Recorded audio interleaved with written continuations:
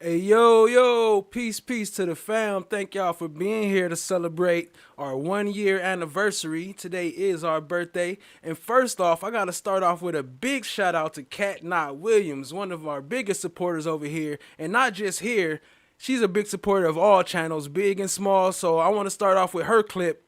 I wasn't planning to, but she showed so much love, gifting the memberships, became a new official member of the family. What up, everybody? Peace, y'all. Peace, Shot Diggy. Peace, Tall Glass. Peace, Kristen. Peace, appreciate y'all being here. And real quick, I'm going to play this clip of Cat, and then we're going to get into it. Shout out to Cat Knott Williams. We appreciate you again, family. Hey, Flesh of the Gods. So shout out to Flesh of the Gods, too, who has been, really, I don't know, not daily coverage, but almost daily coverage, content about this case, looking back at different parts of testimony and in-court moments that relate to the things that we're arguing about today. Flesh of the Gods has a great archive of content on the YSL trial, so make sure you check out that channel as well.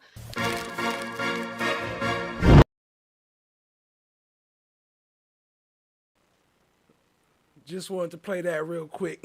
Now we're going to get into it. Appreciate y'all being here. 2 shots for Cat. Let's go, fam.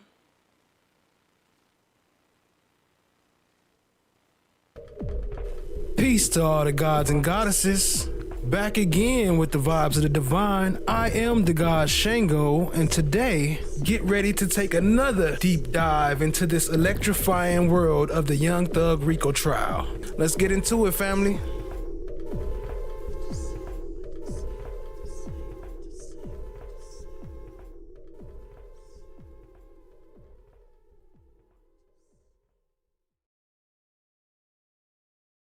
I don't remember what I said, but I was high every day for a whole year, and I was at anything. I was at done anything to get out of there. I was at done anything. You know, you guys did that to them. I'm gonna let you know, at some point you're gonna have to pay the piper. If I get control of this pipeline, I run the city. Oh, yeah, man.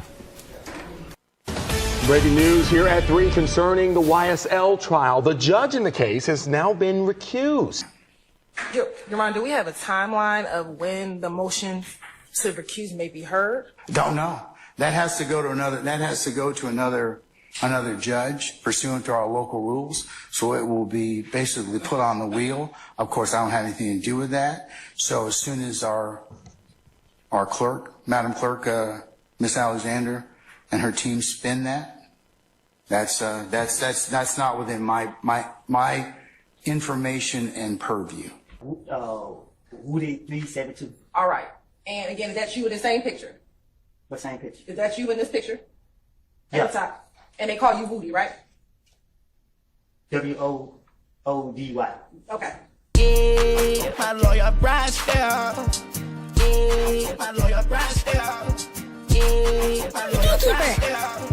Yeah, my lawyer Bryce down. Yeah, my lawyer Bryce down.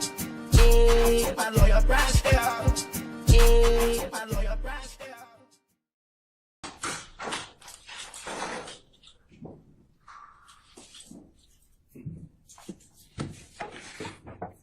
Okay, Ms. Bumpus, good afternoon, madam. Again. Okay, did you have an opportunity to talk with your client, Mr. Copeland? Yes, Judge. Can we talk about it? Yes, you can. Go ahead. Yes, and I got him to sign a written consent discharging me. I filed a motion to withdraw, and I proposed an order. Okay, can I see it, please? May I vote? You can.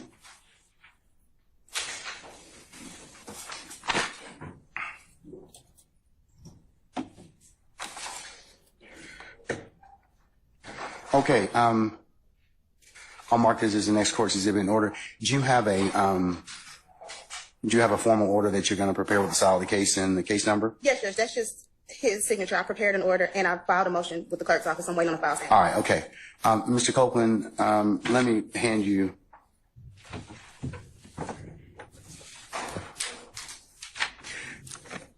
this document. Did you read and sign that document? Yes. All right. Did you have an opportunity to talk with Ms. Bumpus, your satisfaction about pros and cons of her withdrawing as your counsel in this case? Yes. Do you wish for her to go ahead and withdraw as counsel? Yeah. Okay. All right. All right. Let me have that back in my mind.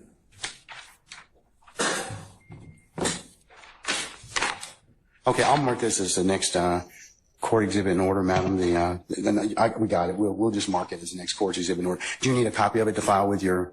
Because it'll be made part of the record. But do you need a copy of it? No, Judge. Okay. All right.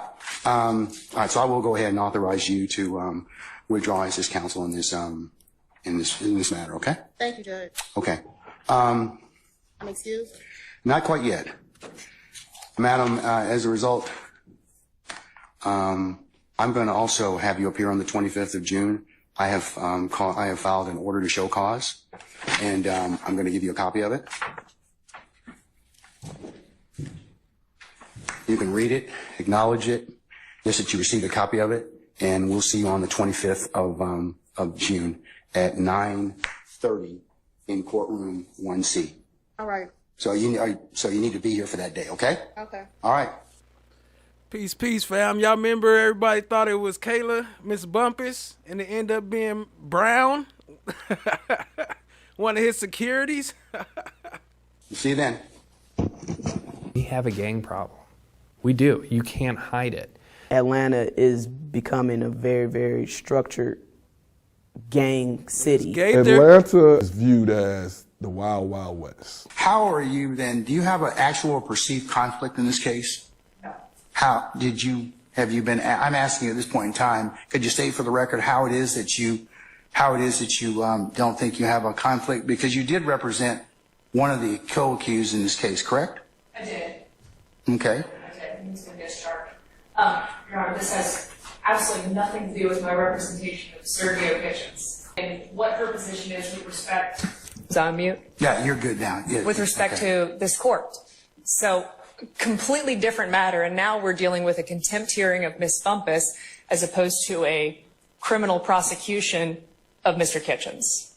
Okay, I just want to, because you may have an actual or perceived conflict. I just wanted to bring that to your attention. So if you think that it should be addressed, then I'm giving you the opportunity to do so at this point in time. Because you do have knowledge of this particular case, but all right. Well, I think half of America has knowledge. I said I think half of America has knowledge of this particular case at this point.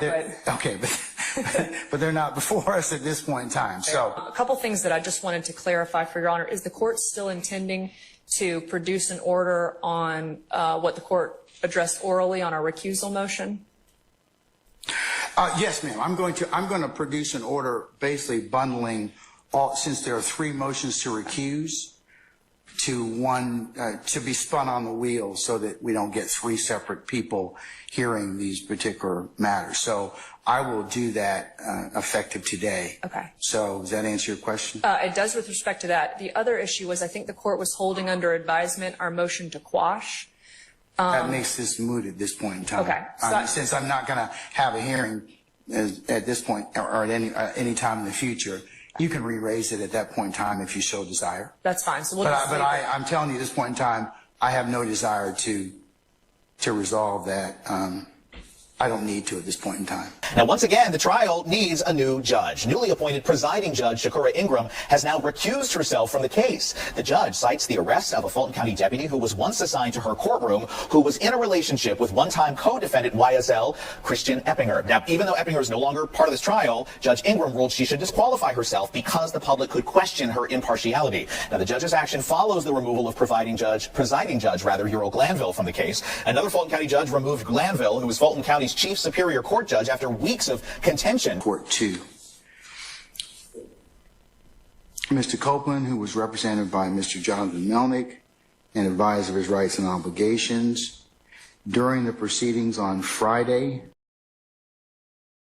Y'all remember this? Day 100, he was so deflated. He sounded so like his battery was so drained out. His last day there, but he gonna break it down for y'all and explain exactly why he got recused and why this case should be a mistrial. Now they actually got a reset. I'm gonna bring that up later, but they actually got a whole trial reset without the mistrial. Where they do that at? Whitaker. June the 7th, which will be marked as Courts 3, the transcript of those proceedings. Mr. Copeland invoked his Fifth Amendment privilege and was held in contempt, and that will be Courts 4. Yo, shout out to Tall Glass. Tall Glass said, wait, why did they show Eppinger with that bodyguard? It wasn't the same picture. They actually had Shannon picture up there, so I just grabbed the picture of Eppinger. But that was the one I already had, so I figure it went together. I'm glad somebody caught that. Shout out to Tall Glass. Appreciate y'all. Let's go. I plead the fifth. Copeland. Thank you, sir. All right. And Mr. Copeland, good afternoon. Do you want to be here? Ma'am, Do you want to be here? I'm here. Okay. Well, are you going to let me ask you some questions? Okay. How old are you? Grown. Okay, what does grown mean? I'm an adult. Okay. And when you say you're an adult, what number in years are you? I plead the fifth. Ladies and gentlemen, can I get you to step outside to your headquarters of jury deliberation, please? All right, for sure.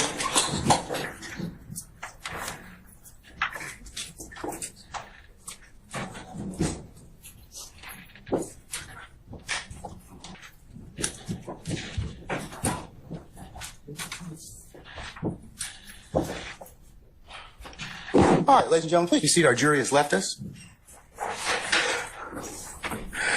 Mr. Copeland, given the fact that you have invoked your Fifth Amendment privilege, but the state has already given you immunity under 24-5-507, this court holds you in willful contempt, and we'll see you on Monday. Watch his face. And Watch his we'll face. see if we can get some more testimony at that point in time. Take him into custody.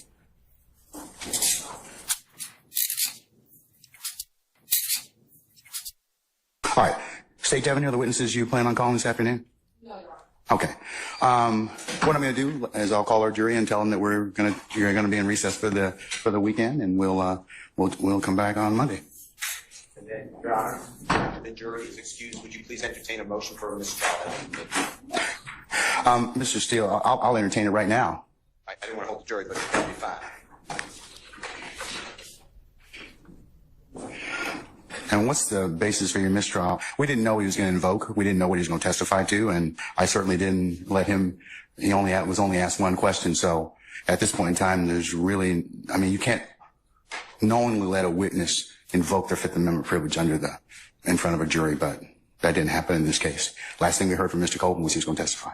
So everything you say, I'll adopt because I was about to say those words.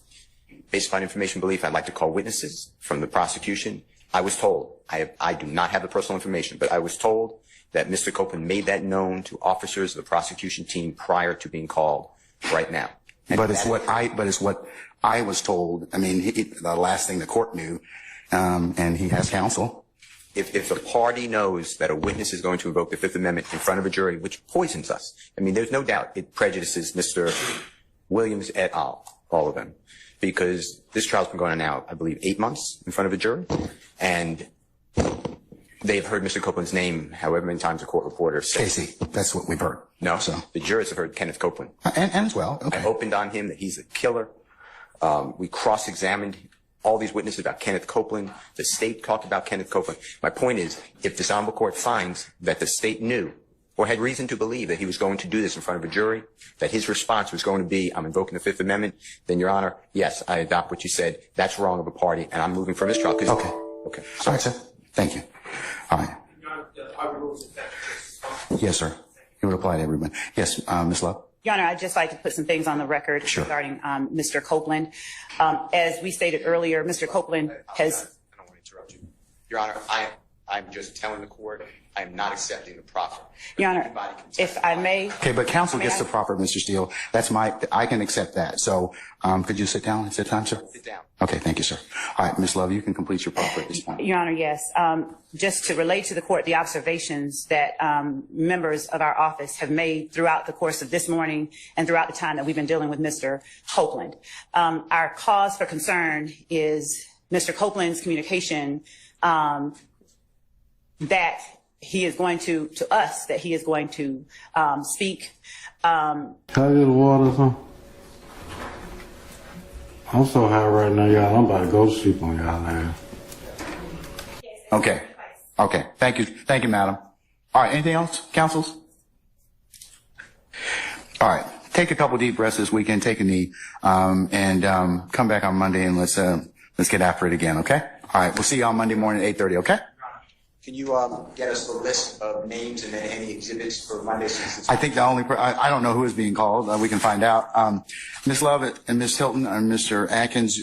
Who is going to be called? Let's assume that Mr. Copeland invokes again. Do you have some other witnesses that we can take up at that point? Your Honor, we will apprise after we look at and reevaluate where we are, because our order of proof was building blocks that at this point began with Mr. Copeland, and there are certain things that have to take place before we can tell them anything. So we have to do that. We have to deal with that and where we are right now. All right. And that's just where we are. Okay. We'll be thinking about what scenarios you'd like to have the court look at, yes, Your Honor. Depending upon whether or not Mr. Copeland decides he'd like to invoke his privilege. Way back then, he was telling her to have their next witness ready. That was the building blocks, right? He was saying have that ready. What? And still today, they still fumbling with that. Shout out to the fam. Hit the like, hit the subscribe as you come in. Tap in, share with a fan.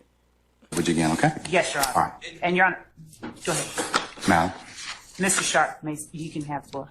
Mr. Copeland's order of contempt. Mr. Melnick informed the court that he was not going to be in attendance of any further proceedings, as he would be on leave effective 10 June of 2024. The court informed Mr. Melnick that his leave, or had discussions with him that his leave was not proper and that he needed to be in attendance on Monday, June the 10th of 2024 with Mr. Copeland. Mr. Melnick relayed that attorney Kayla Bumpus would be representing Mr. Copeland. On Monday, June the 10th, before court, Mr. Edward Chamberlain, the court's litigation manager, informed the court that the state wished to have an ex parte meeting with the court. No subject matter of the ex parte meeting was told. The entirety of the ex parte hearing held on the 10th of June of 2024 was taken down by Ms. Christina Weaver, the court's official court reporter. This ex parte hearing was held in chambers starting at 9:10 a.m. Present along with the court were Ms. Kayla Bumpus, attorney or ADA Ms. Adrian Love. Also present were the DA's investigators, Mr. Long and Mr. Hamilton. The ex parte hearing stood in recess from 9:34 to 10:03 a.m. to await Mr. Copeland's arrival. The ex parte hearing resumed with Mr. Copeland present at 10:03 a.m. Also present were attorney Bumpus, Ms. Hilton, the DA's investigators Long. And keep in mind, remember, he's still lying. Right here on the stand, we saw the times. Times ain't matching up. They lying about all types of shit, fam. This is still Brady. There's still Brady out there. And Hamilton. They need to bring, Brown is the one who exposed it, so they need to bring Brown as a witness and let him tell what really happened. Court and security personnel, deputies Houston, McPherson, Brown, Sergeant Brown, and Sergeant Hall. The ex parte hearing stood in recess to allow Mr. Copeland to have a private conversation with attorney Bumpus from 10:17 a.m. to 11:28 a.m. The ex parte hearing resumed at 11:28 a.m. The ex parte hearing concluded at 11:31 a.m. The court arrived in courtroom 1C at 11:49. The transcript of those proceedings, starting as of 11:49, or when the court presumed that held the proceedings on 10 June in courtroom 1C 2024, that will be marked as courts 5. The proceeding in 1C commenced on the record at 11:52 a.m. A lunch recess was had at 12:51 p.m. The parties returned from lunch, and Mr. Steele informed the court that he had a motion, and that was at 1:46 p.m. He's right behind you.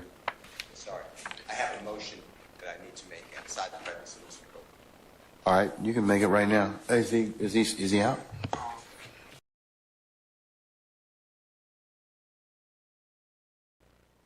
Look, All right. look, hold up. You catch that? You seen that look? Like he didn't see him get escorted out in the handcuffs. He gonna look around, talk about is he out. That's how you know he got nervous. He trying to think about what he gonna do next. That's a delay tactic. Just a couple extra seconds so you could think clear. You can make it right now. Is he out?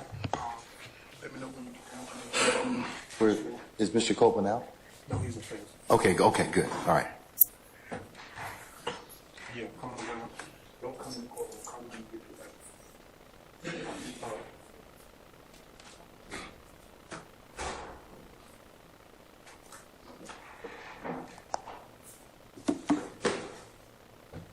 Thank you. Go ahead. The way I understand my constitutional obligations, pursuant to the 6th and 14th Amendments of the United States Constitution, the corresponding sections of the Georgia Constitution, I'm required to make a full and complete statement to the court. For the record, and if God forbid this goes up on appeal for the appellate courts or another tribunal, commission, or administrative body, I was told, based upon information and belief, that when we arrived at 8:30, 9 o'clock today, we did not come into your courtroom until almost 11:30. And what I found out just recently, this is not waived, is that supposedly in chambers, this honorable court reporter at times, honorable court at times, district attorney or district attorneys from the DA's office, as well as investigators, sheriff deputies, Mr. Copeland and his counsel met together. None of the defense team, to my knowledge, was aware that this was going on. It was told, based upon information belief, that it was told to the district attorneys that Mr. Copeland intended to plead the Fifth Amendment. Then I was told, based upon information belief, that Adrian Love, the lawyer for Mr. Copeland and this court, were together, and Ms.love made representations that John Melnick supposedly spoke with some attorneys for the accused and wrote an email to Ms.love, to Adrian Love, stating that Mr. Melnick does not represent the witness, and that Mr. Melnick wrote an email saying F you, and then somehow that email was CC'd to me. That never... Mr. Steele, can I interrupt you just a second? I'm kind of disturbed because that's ex parte.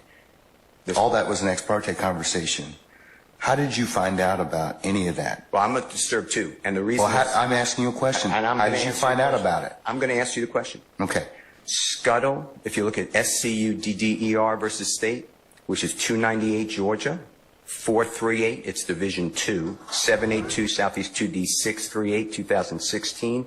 Our highest court says when a court meets, because Mr. Copeland comes in, meets with the court supposedly made statements, which I assume is somewhat accurate based upon what you just said.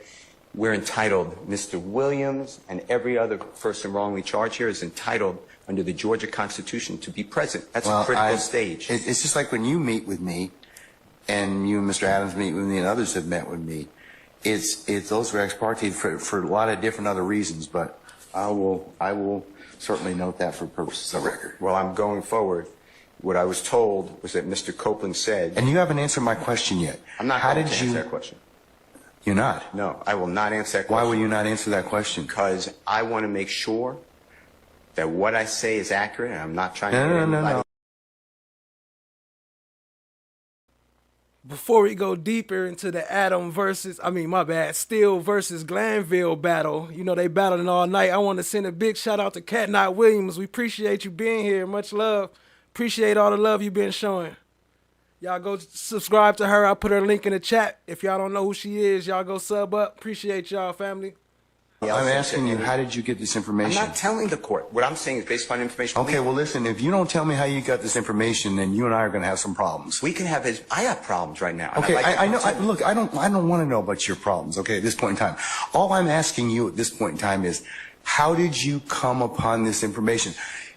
Look, if the case gets reviewed, the record's going to be available for our appellate court and for whatever reason. But it's disturbing that how somehow you have surreptitiously gotten information in regards to the court's private ex parte conversation with a party.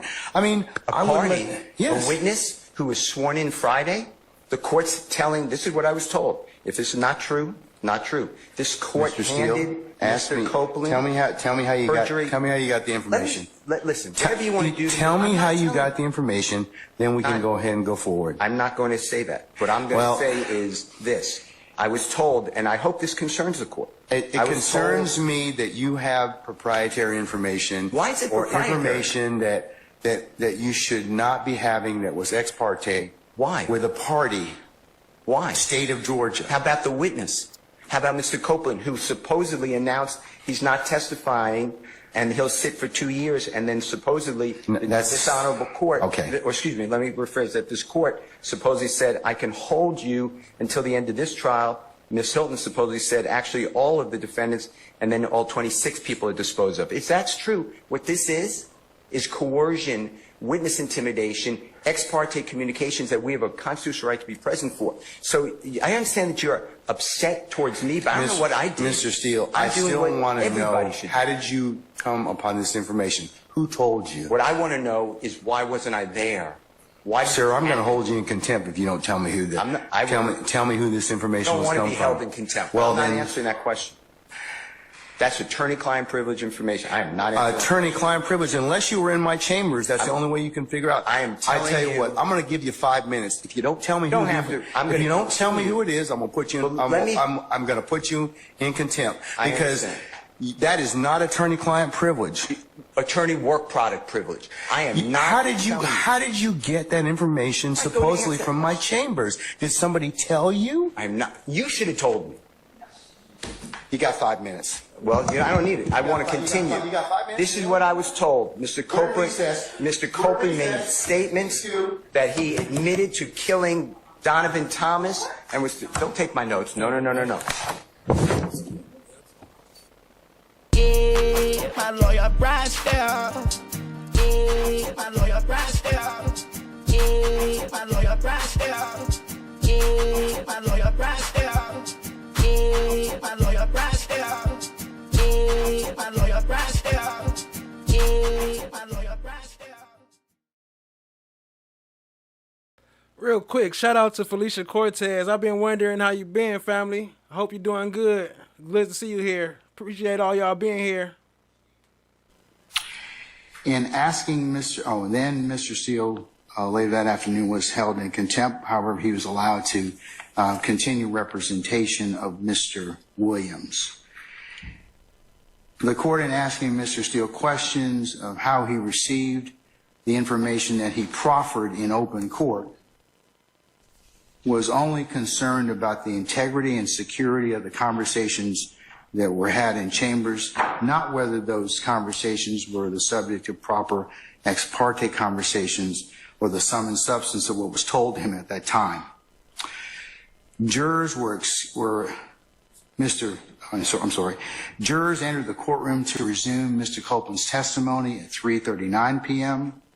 The jurors were excused and exited the courtroom at 5:56 p.m. Mr. Copeland was excused and exited the courtroom at 5:58 p.m.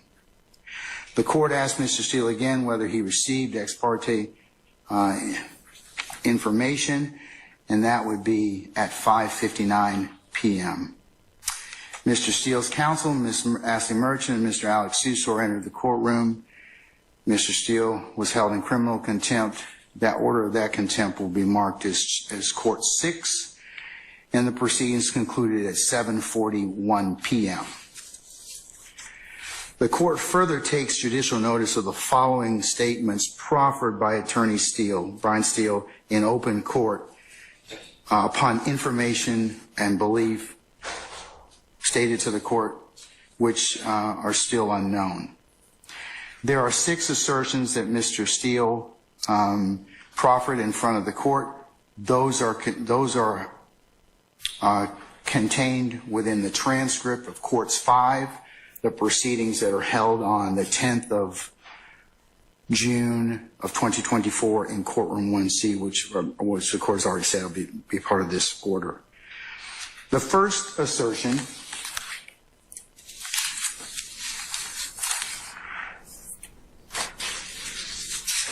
And the transcript bears out exactly what Mr. Steele said. So the court is paraphrasing the 6 assertions that Mr. Steele made. They're more aptly and more eloquently put in the record. The first one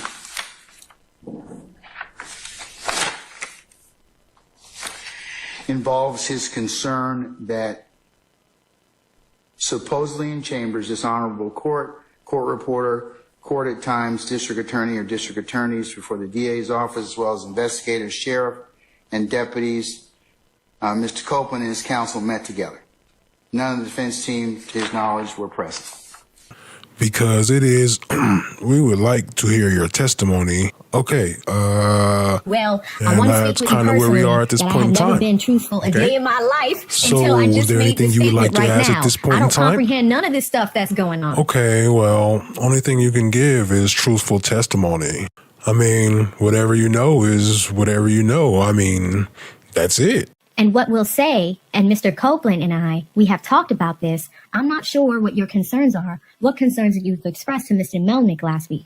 But if any of your concerns deal with being locked up for anything, you can't. Like, there's nothing that can happen. The feds, well, it is true. No, I said that's not his concern. If his concern is his safety, we need to know that. Like, that's not expressed. So we don't know what the concern is so that we can try to resolve the concern. That is what I'm saying. Mr. Copeland and I have had conversations before. I understand some of his concerns as potential criminal liability, hence why we gave you immunity. The federal statute of limitations, done. The statute of limitations, done. So there is nothing, like, I researched it this weekend again. Both of those statutes of limitations for what you and I talked about, which is in 2015 or before, done. You cannot be prosecuted for anything you testify federally or statewide. Immune, period.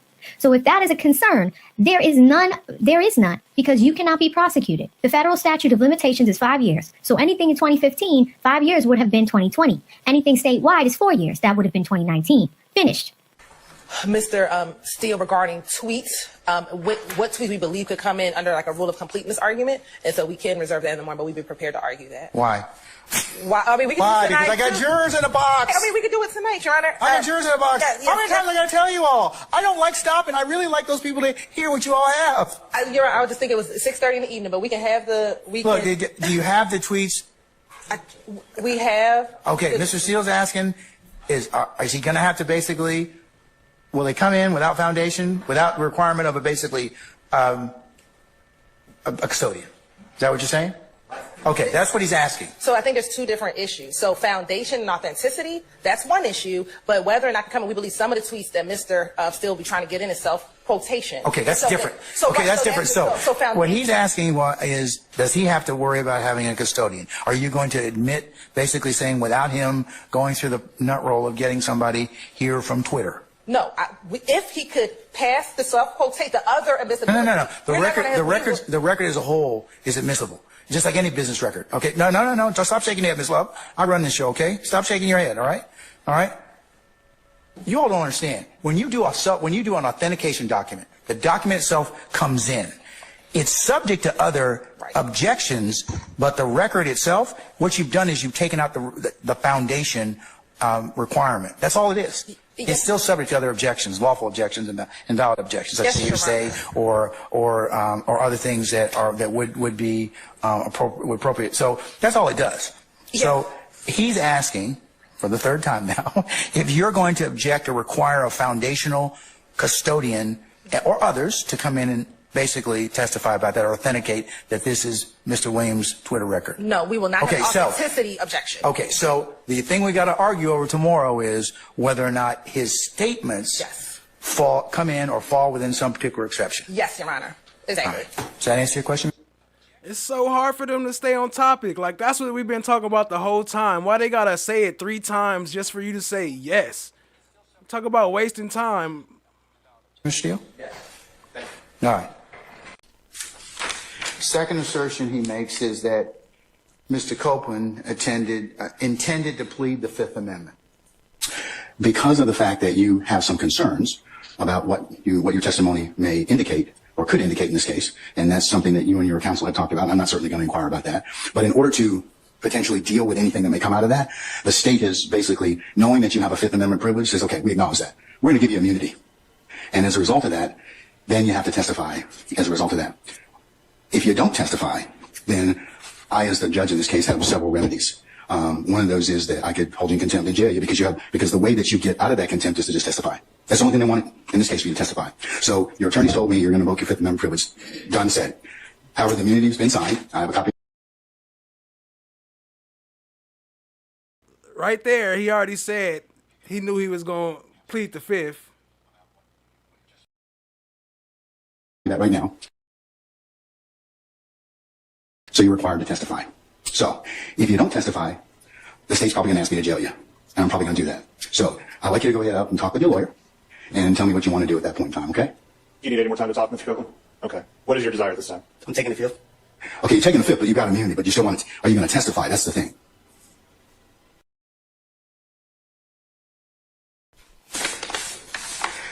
Third assertion is that Mr. Copeland, as a party, was sworn, and Mr. Steele asserted that this particular conversation was, in fact, a critical stage,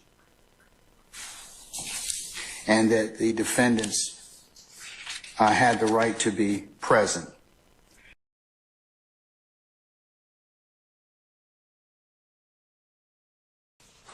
Your Honor, Ms. Hilton calls Kenneth Copeland to the stand. All right, summon Mr. Copeland, please.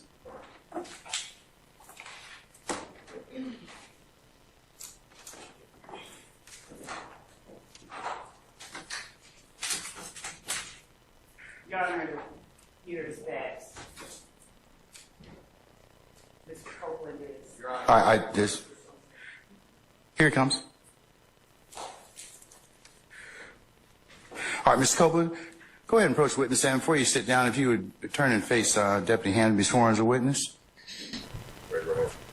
You swear affirm the testimony to everybody get reported the truth, the whole truth, nothing but the truth, self? Yes.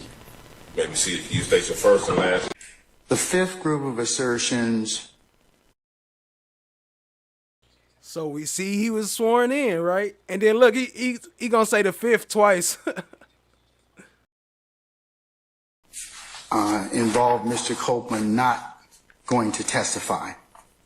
The fifth group of assertions involve what Ms. Attorney Hilton claimed or said to the witness to include the court involving allegations of coercion and witness intimidation, and that his counsel had the right to be present.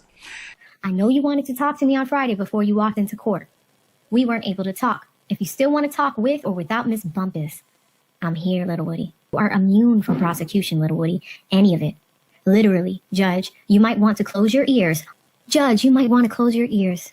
If you confess to a murder on the stand and we don't have any other independent evidence outside of what you say on the stand, you are immune from prosecution from what you say in court.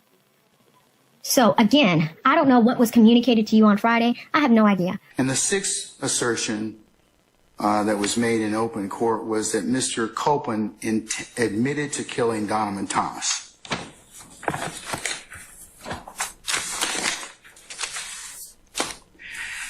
I did these crimes. I'm telling you that. Hey, it's your boy, the lead attorney. I did these crimes. Shout out to that cartoon. No, if he admits to doing something on the stand, and he did not do that thing, I'm going to say, if this is the first time you are saying that, if you have independent evidence to prove it wasn't him, then what? Then nothing. What do you mean? Like, so then he will be fine? Yes, bud. So you're okay with him if he got on the stand and said things that weren't true? Oh, shout out to Kayla. That was good. That was good. That was good, Kayla. That was really good. At some point after Mr. Steele was held in contempt by this court in the afternoon of June the 10th, it was brought to the court's attention, not at the court's request, by security personnel that video footage of what occurred outside courtroom 1C shows the interactions between Ms. Bumpus, Mr. Steele, Mr. Adams, and Mr. Sharp. The court in no way sought to investigate any facts of this involving this footage, and it only considered it for the security and timeline of events that occurred on June the 10th of 2024. Also, in no way did the court consider any of this footage in holding Mr. Steele in contempt. and as I said, mentioned it only for the purposes of considering the security and breach of information that occurred within the court's chambers, not for the whether or not that was truthful or not.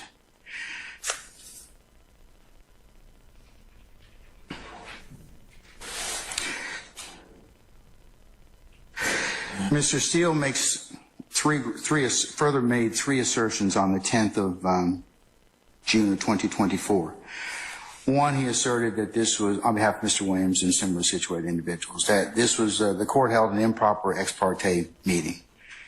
Secondly, that Mr. Copeland was a sworn witness and this was a critical stage. Here's that. Mr. Copeland is. Here it comes. All right, Mr. Copeland, go ahead and approach the witness stand. Before you sit down, if you would turn and face Deputy Hand and be sworn as a witness. You swear affirm testimony to everybody get reported the truth, the whole truth, nothing but the truth, help? Yes. Maybe see if you state your first and last. And no, Mr. Copeland was a sworn witness, and third, that he argued that this was a critical stage and that he and the others needed to be present at that point in time to pursue the Sixth Amendment rights of the defendants in this case. As to Mr. Steele's first assertion of whether or not the court held an improper ex parte meeting or hearing, the court is guided by Judicial Code of Conduct 2.9, which I'll take judicial notice of, which in pertinent part, where circumstances require ex parte communications are authorized for scheduling, administrative purposes, or emergencies that do not deal with the substantive matters or issues, provided that the judge reasonably believes that no party will gain any procedural, substantive, or tactical advantage as a result of the ex parte communication, and the judge makes provisions promptly to notify all parties of the substance of the ex parte communication and gives the parties an opportunity to respond. And the judge makes provisions promptly to notify all parties of the substance of the ex parte communication and gives the parties an opportunity to respond. No. Did he do that? Did he notify anybody and give anybody an opportunity to respond? He sat there playing like he didn't know what was going on. That's why Still about to go off on him in a minute. Shout out to y'all being here. Hit the like, hit the subscribe, tap in, share with a friend. Much love. Happy B-Day, Flesh of the Gods. I'm asking you, how did you get this information? I'm not telling the court. What I'm saying is based upon information. Okay, well, listen, if you don't tell me how you got this information, then you and I are going to have some problems. We can have his. I have problems right now. Okay, I know. Look, I don't want to know about your problems. Okay, at this point in time, all I'm asking you at this point in time is, how did you come upon this information? Look, if the case gets reviewed, the record's going to be available for our appellate court and for whatever reason. But it's disturbing that somehow you have surreptitiously gotten information in regards to the court's private ex parte conversation with a party.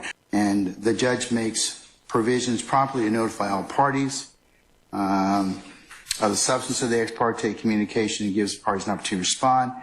And in this particular circumstance, the transcript of these proceedings was just prepared and is final by my official court reporter, Ms. Weaver. And so he skipped over them having an opportunity to respond. He's saying their opportunity to respond is to the transcripts.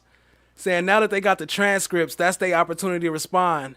So now it's not Brady anymore.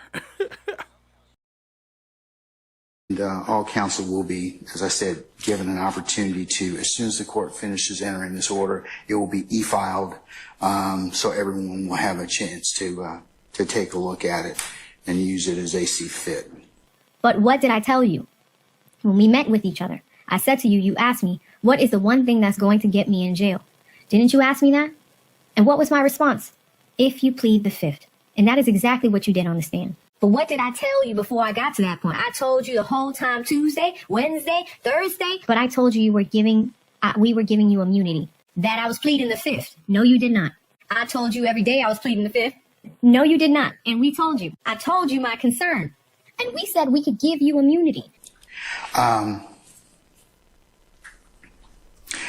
In this particular, and then the last part of 2.9 before the court goes on, if involves an impertinent part, if a judge inadvertently receives unauthorized ex parte communication bearing upon the substance of the matter, the judge shall make provision promptly to notify all parties of the substance of the communication, provide the parties with a reasonable opportunity to respond.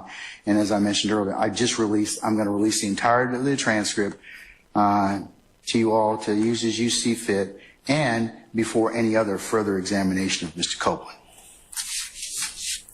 Remember, if you give it to them before the trial is over or before the judge rules, then it's not Brady anymore.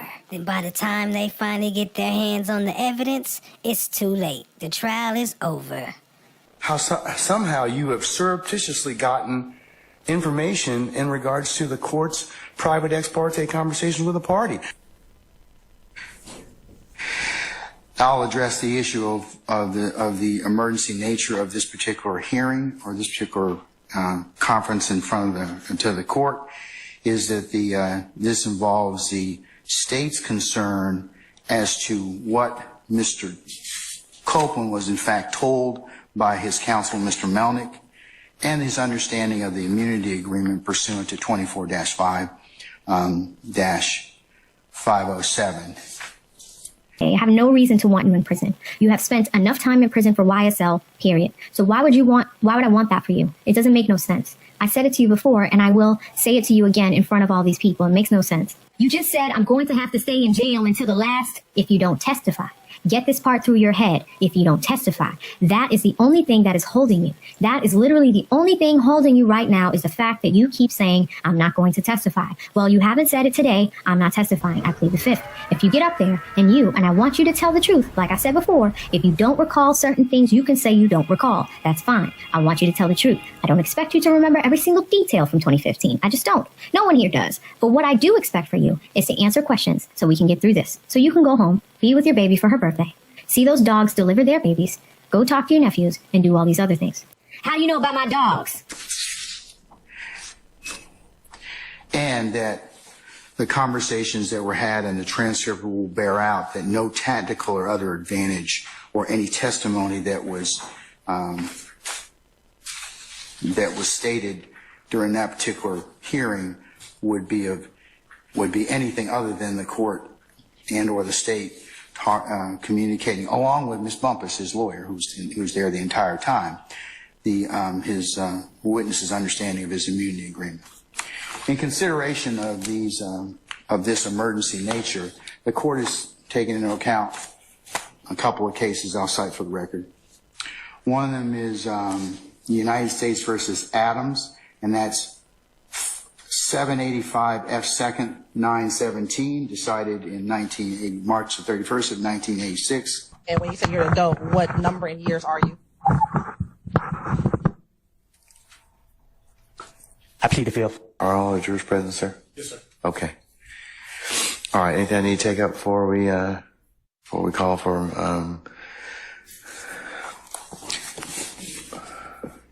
Mr. Cole? Yo, shout out to Casey real quick. For those who wondering how to use the points, you use exclamation point and then type the codes that's scrolling at the bottom. And yeah, you could bring up puppets or make different things happen. And that's how you use your points. You push I, exclamation point, free thug, all one word to check your points balance. Appreciate y'all being here. Hit the like, hit the subscribe, tap in. Open. All right.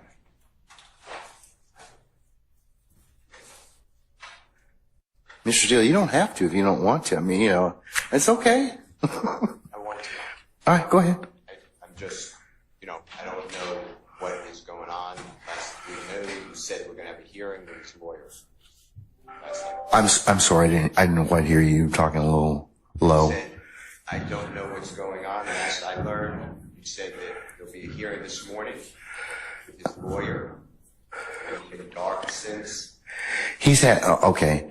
Mr. Copeland's had the opportunity to speak with his lawyer, Ms. Bumpus, And it is my understanding he's going to testify. That's the latest I can give you, okay? So we're going to bring Mr. Copeland out, and we'll see what happens, okay? Did the court send the immunity order? It should be filed. It should be part of Odyssey at this point in time. Because it would have been filed, I think, on Friday, so. I don't believe anyone. Ms.love, did you file that already? We left the yellow envelope with the court for a signature. We were going to file it under seal. You mean the motion? It was the motion and the order. Okay, all right.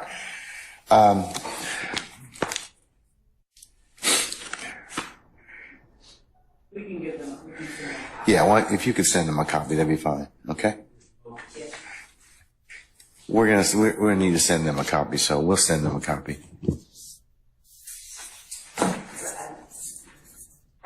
All right.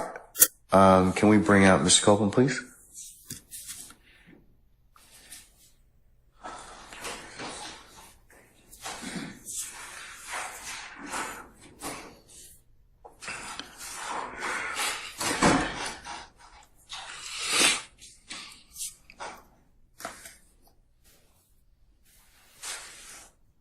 I gotta try to fix her bobblehead real quick. It's not bobbling. It's supposed to bobble when they talk.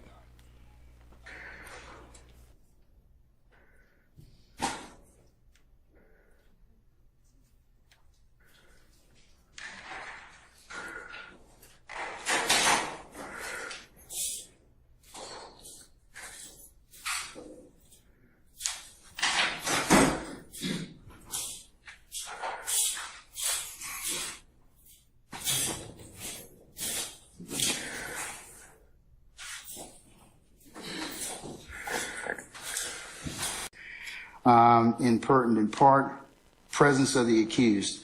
Although an ex parte conference to discuss threats against the witness is proper, district court must ensure that the conference is carefully conducted so no rights of the defendant are threatened.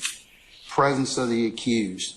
Ex parte conference between judge, prosecutor, and government witness to discuss refusal of witness to testify because of his fear of reprisal was not improper, where substance of the inculpatory testimony was never discussed and the entire conference was transcribed. The prosecutor's pledge to seek immediate protection for Pooley should it be necessary. The exchange occurred before the court, and the court should have made sure that the inducements made as in the ex parte conference were completely and precisely disclosed. Similarly, in this matter, the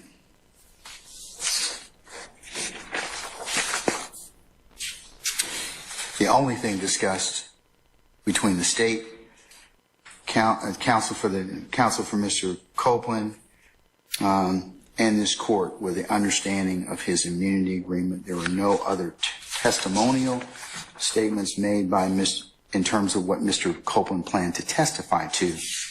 I did these crimes. I'm telling you that.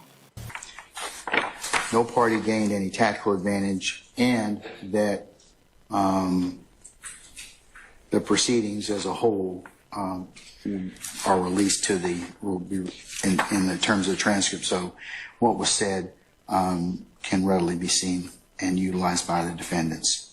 In pertinent part, in many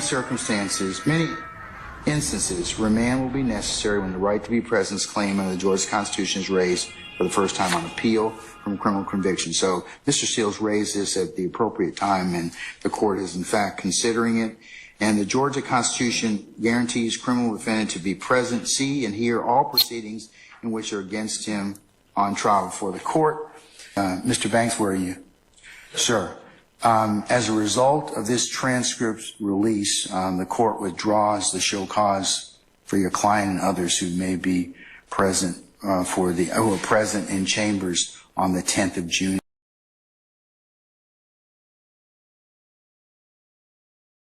Question. Hey, do anybody know if that's Officer Brown right there? Is that the one that told? I don't know what he looked like. I know that's Ingram on the right, but I was just wondering because he kind of looked like Officer Brown. Like, you know, he no vest on. I don't know. If y'all know, let me know in the chat. Appreciate y'all being here. Hit the like button. Hit the subscribe button. Celebrate this B-Day with us. Much love, family. Fire 2 shots before we get in there.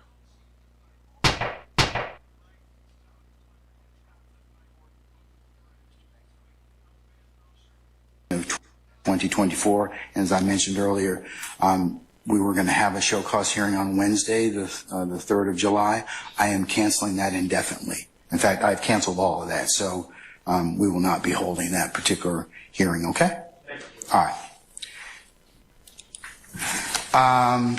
And then then transitioning to the last matter the court wanted to put on record. Upon further review, this court will in fact enter an order sending Mr. Adams and Steele's, Mr. Weinstein, and Mr. Banks' motion to recuse to another judge pursuant to Uniform Superior Court Rules 25.1 through 25.7 in the method and manner prescribed by our local rules. So this written order is entered. I will enter the order transferring it, and until such time as those two things are decided, then we'll be in recess until that time. And we will just inform our jurors that they're content until they're not supposed to come back on Monday until Monday anyway. So I will have Deputy Ingram and Ms. Umana indicate to them that they are still on recess and we're continuing to work. So that's all I have for you at this point in time. Okay? All right. Woody 372. All right. And again, is that you in the same picture? What same picture? Is that you in this picture? Yeah. At the top. And they call you Woody, right? WOODY. Okay. And what does it say next to that? WOODY. All right, those are the questions that I have. Okay, all right. Madam, unless you have anything else, you all can be excused. Counsels, I'm going to go ahead and, like I said, work on this particular order.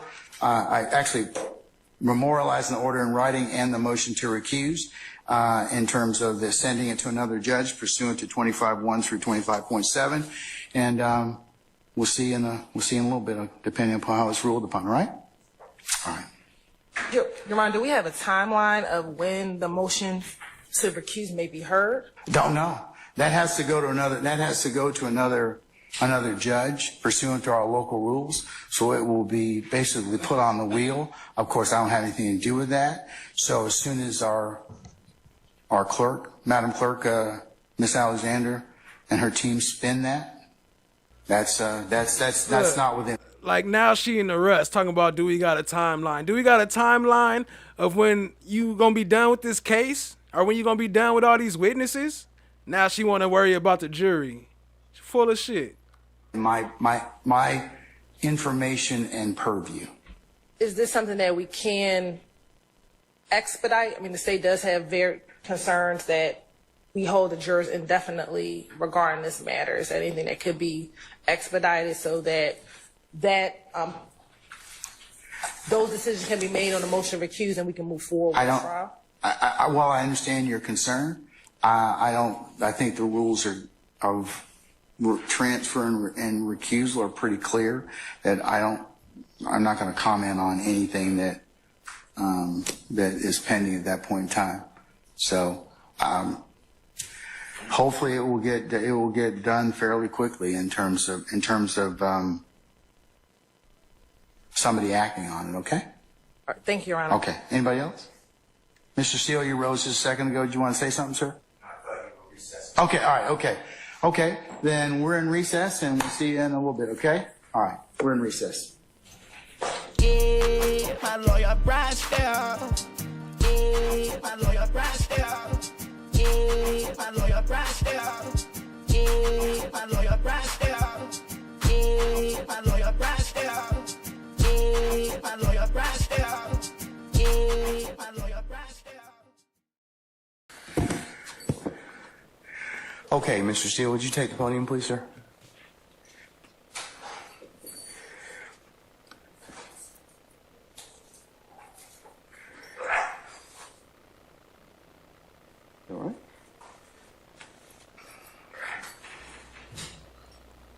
You hear his dog back there choking? He know he was on. That was his dog warning him, like, hey, you about to do some bullshit. You caught, nigga. His dog tried to warn him. You see Jack tried to warn him? Hold on. Okay, Mr. Steele, would you take the podium, please, sir?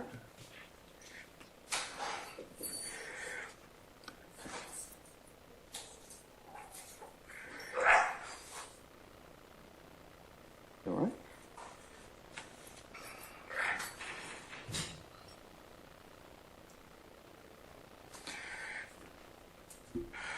All right. Mr. Steele, before I recessed, I asked you, how did you get this information? And it is not covered by work product. There's only one way you could have gotten it. So I'm going to ask you again. And I respect that, and it gives me no joy, but as you know, Georgia Rule Professional Conduct, please check me. Rule 1.6, comment 5 reads, and this is what I have. 1.6. I know what the rule says, but here's the thing. Well, I'm just. But in order, you need to please tell me who you got it from. I'm not asking you sum and substance of anything as of yet, okay? But I need you to tell me how you got the information. If you don't tell me how you got the information, I'm going to hold you in contempt. I understand. I don't want to be held in contempt. And I don't want to hold you in contempt, but this is so sacrosanct to have a conversation in my chambers parroted to you and others. It is that serious. Yeah. And that's why I raised it. It is that serious that we should have been there, and it shouldn't have happened. Sir, that's a whole separate issue, and that's why ex parte conversations are recorded. Why would it be ex parte? You're acting like it's ex parte under seal. It's ex parte. It's ex parte because that's what the state asked me to do. It's just like when you asked me for an ex parte conversation. I've never asked this honorable court or any court to meet with me and a witness. Sir, you're straying off the issue. I'm not. The issue is how did you get this information? I understand the issue. I promise you I understand it. But what I'm trying to ask you is, if you look at comment 5, this is how I understand the law. You cannot you can't violate something and then use privilege. Okay? I'm not violating anything. Okay, but that's why I'm saying, how did you get information? But just listen to what I'm trying to tell you. You're threatening me with contempt. Privilege would occur. The privilege in 1.6 would occur if you were in the right place, right time to begin with. You weren't. Let me tell you.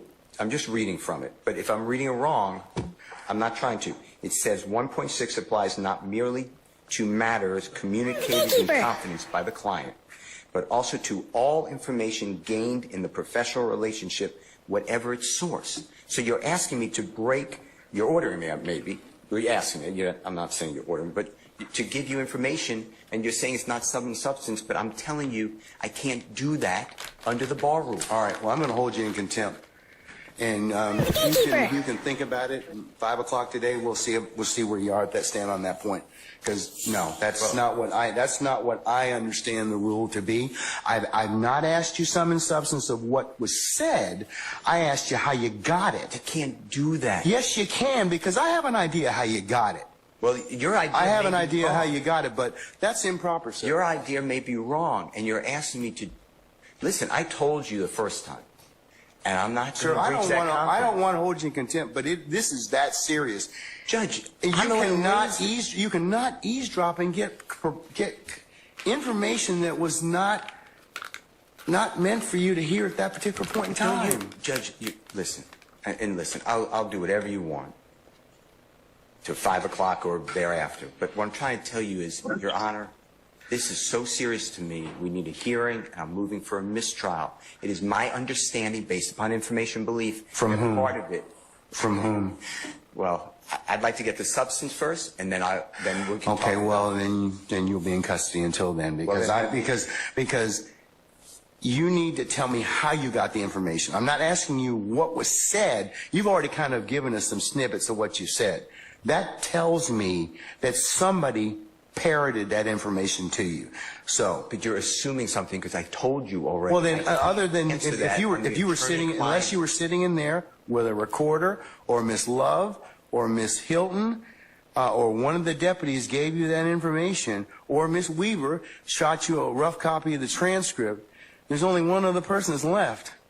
Well, Your Honor. And if that person gave you that information or shared that information with you, she probably violated privilege. Well, let me tell you two things. One, I don't know how that is a privileged communication. It shouldn't have been. Well, it's because she has a client she's supposed to represent. Who are you talking But anyways. about? She has a client she has to represent. Who you talking about? Remember trying to blame it on Bumpus, Miss Bumpus? And who was it? Brown. Hey, shout out to y'all with the points. Also, I got some more coming. They still being updated. I'm figuring out how the system works, but it's working pretty good. I appreciate y'all participating. The rat splat don't work yet. It's coming up soon, but once you get there, it's gonna splat pretty soon. Not this one, but next time. Appreciate y'all being here. Hit the like, hit the subscribe, tap in, share with a friend. I'm not going to have information. I'm not going to have any further conversation with you about this. I want to know, the question still remains. I want to know who gave you the information? I'd like to know what information happened outside our presence. That's really it. He can go into custody.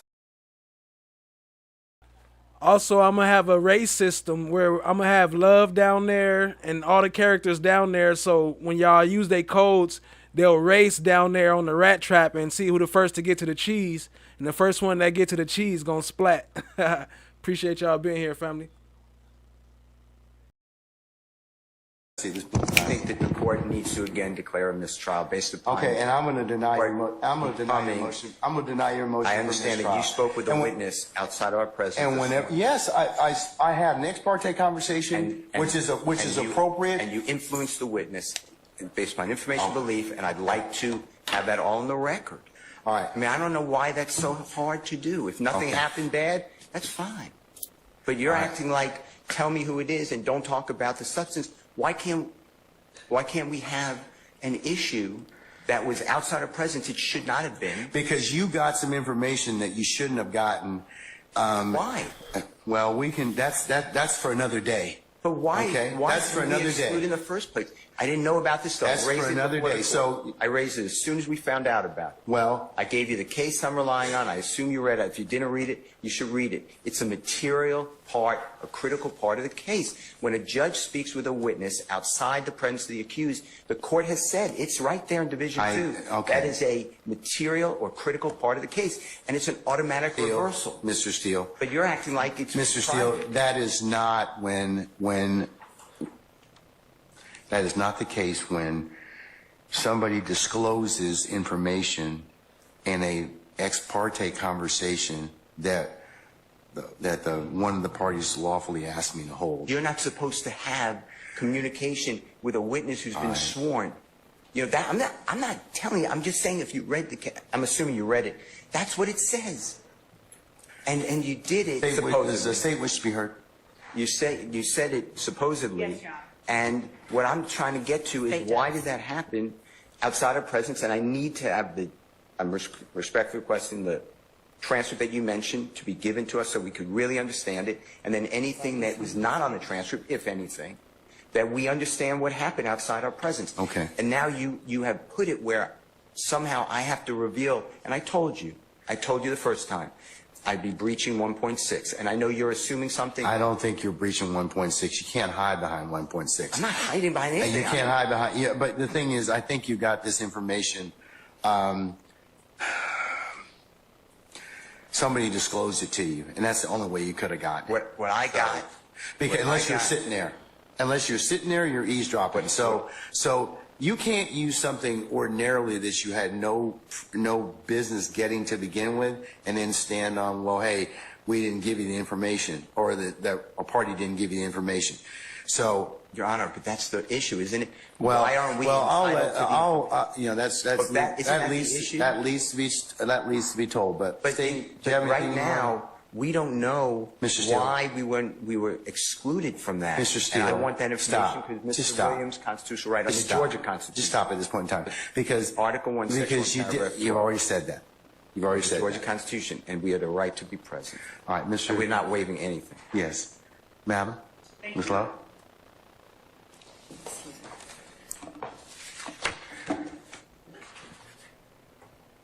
Your Honor, excuse me. And I know I said this previously. Yes, sir. But we are not accepting any proffer from Ms.love. Okay, excuse me. Okay. All right. Yes, ma'am. Hold on, you see Debo, and he just gonna let her just push him out the way like that? Little young Debo, huh? Your Honor, I think any. And Your Honor, excuse me. And I know I said this previously. Yes, sir. But we are not accepting any proffer from Ms.love. okay, excuse me. Okay. All right. Yes, ma'am. Your Honor, I am disturbed by Mr. Steele's representations to the court. The court has inquired. We have no way of knowing what it is or who it was that disclosed information that was contained within an ex parte conversation. Not only was there an ex parte communication between that we requested as the state to be on record with the court, but there was communication made, I believe, to a person and his lawyer. I don't know that the reason that counsels took the podium was to address that particular issue so much as it was to try and assert an inaccurate what he calls fact and put it out there in the open as if it were true. But we certainly have the right to request ex parte communications. That's why we ask that the court reporter be present. This is a matter that the defendants did not have a right to be a part of, as this was a matter regarding a civil contempt that the court imposed upon a person for not obeying the court's directive. The state read the case that Mr. Steele cited. It does not stand for the proposition he asserts that it does. And regarding further legal support for our position, we would provide that to the court, but we are more concerned that information that is disclosed in an ex parte setting gets relayed to the parties who are not privy to that. The whole purpose of the ex parte request was so that that did not happen. And we expressed on the record our concerns and our reasons for concern regarding that. We believe that without more information about how that information got relayed to the defendants, we cannot make the kind of assertion I'd be inclined to make. So before making the next set of assertions, I would need to know how that information was made privy to them, to counsels for the defendant. We did not act inappropriately or outside of the rules of professional responsibility. And if need be, we will reach out to the state bar ourselves and ask what the appropriate remedy is for everything that has happened over the last 2 days, well, the last 2 work days, because we are extremely concerned. We have observed a number of actions on the parts of a number of people that I am not comfortable stating publicly at this time, but that would appear to call for being addressed in some other way. So as to Mr. Steele's request, I guess it was for a mistrial. I'm not even certain what all that was. I think it was probably more to make inaccurate assertions on the record public to whomever was within listening shot of his voice. And we would ask that the court strike everything that he said from the time he stood up and started talking after the court asked him where it was that he obtained the information that was made privy in counsel for this court. All right.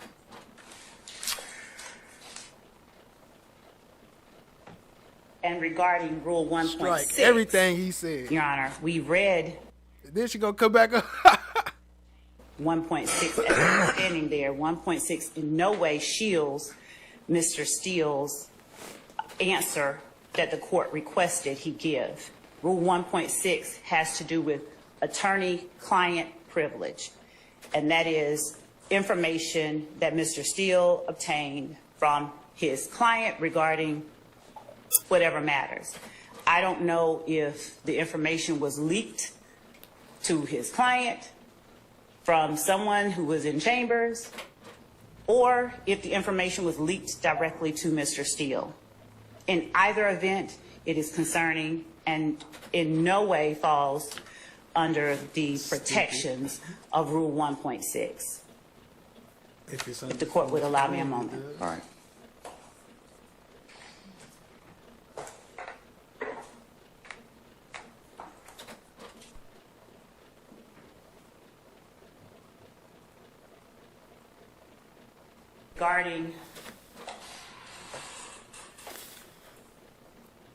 Regarding further appropriate remedies, Your Honor, we would ask the court for an opportunity to further look into appropriate remedies for circumstances such as this, apart from what the court has already said, because it's grave enough when information is leaked from within the court's chambers regarding a matter that has been requested as ex parte, and we would ask for the opportunity to present to the court additional appropriate remedies that we believe are available. All right.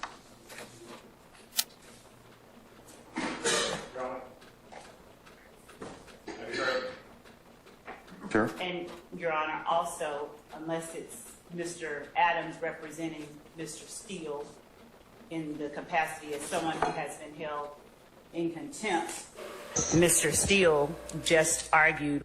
Look at her forever trying to block. This ain't a witness. She trying to use the rules from a witness as far as this argument. That ain't got shit to do with this.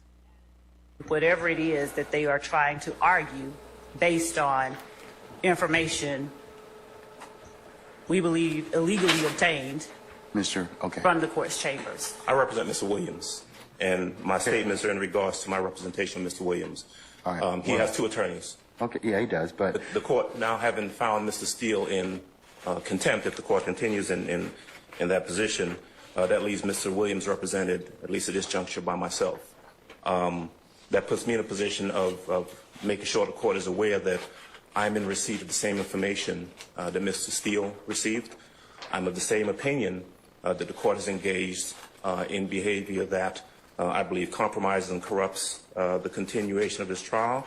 I do believe that we are entitled to and should receive a copy of the transcript so that a full investigation can be made as to what we believe has occurred here. And so I take the same position as Mr. Steele. I am asking for a mistrial, as he did previously, and I'm telling the court that I do not believe that we can proceed at this point based upon the information that we've received. All right, and frankly, I don't believe the state has any say in that. My statements are in regards to my representation of Mr. Williams, and if Mr. Steele is going to be held in contempt, I have exactly the same position. I also do not. Well, believe I asked him, so I didn't ask you. Yeah. So, but I'll leave it at that. Okay.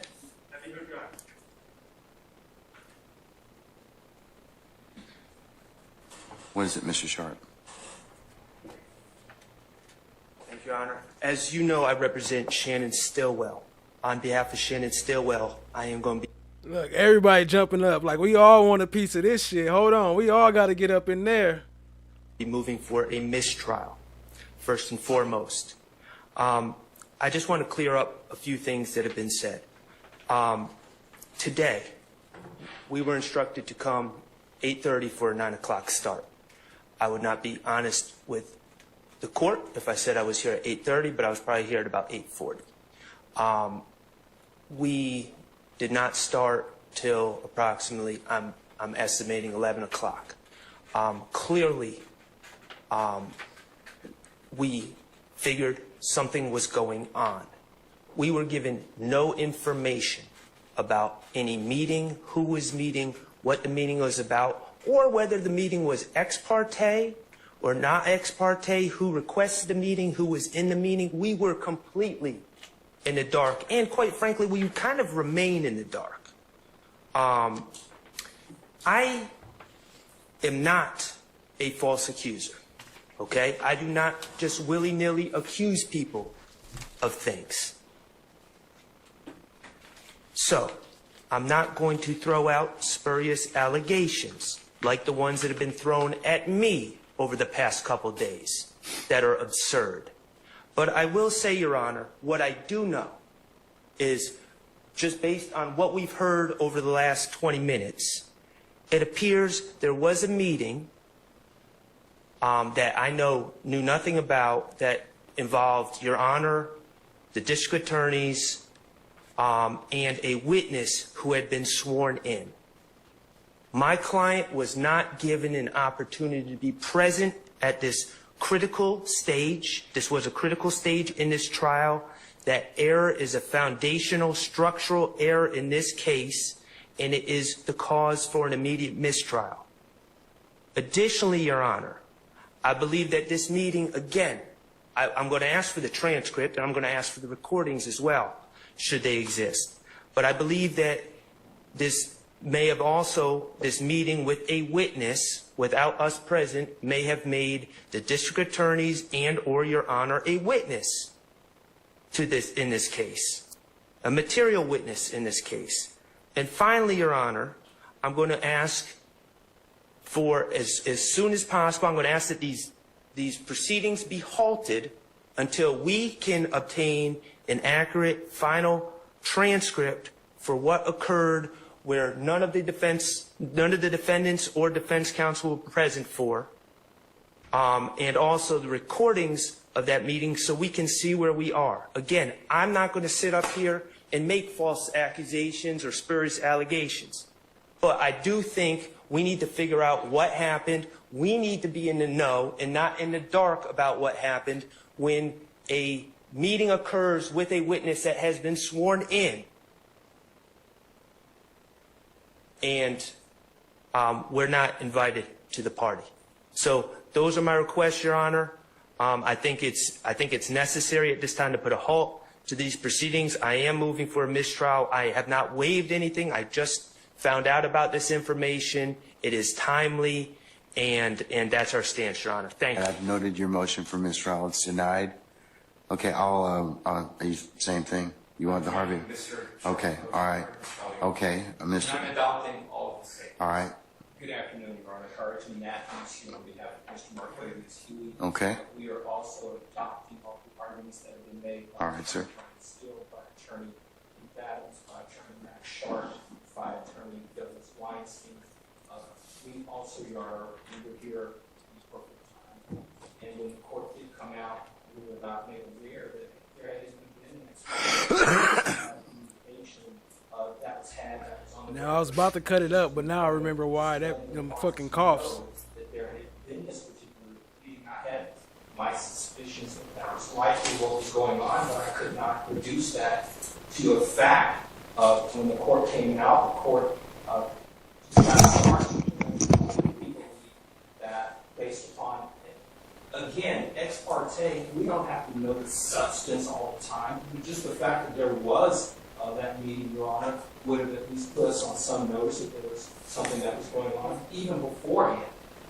I thought that would have been the appropriate move, but nonetheless, Your Honor, I'm asking the court for mistrial. I believe that it's appropriate here under these facts and circumstances. Thank you. All right, motion for mistrial denied. Ms. D. Williams?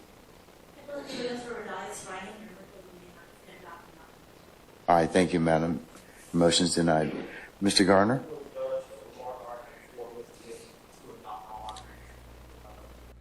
Hey, you notice they didn't Harvey rule that. They each was like, no, we each want to file our own motion, even if it's just verbal. So he had to deny like what, 6, 7 motions for mistrial right there, straight in a row.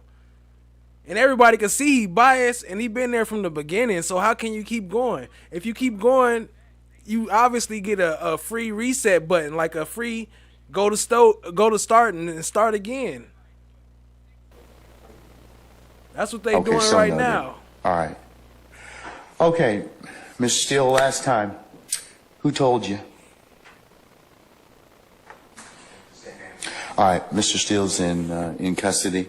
And once he clears the area, we'll go ahead and get started.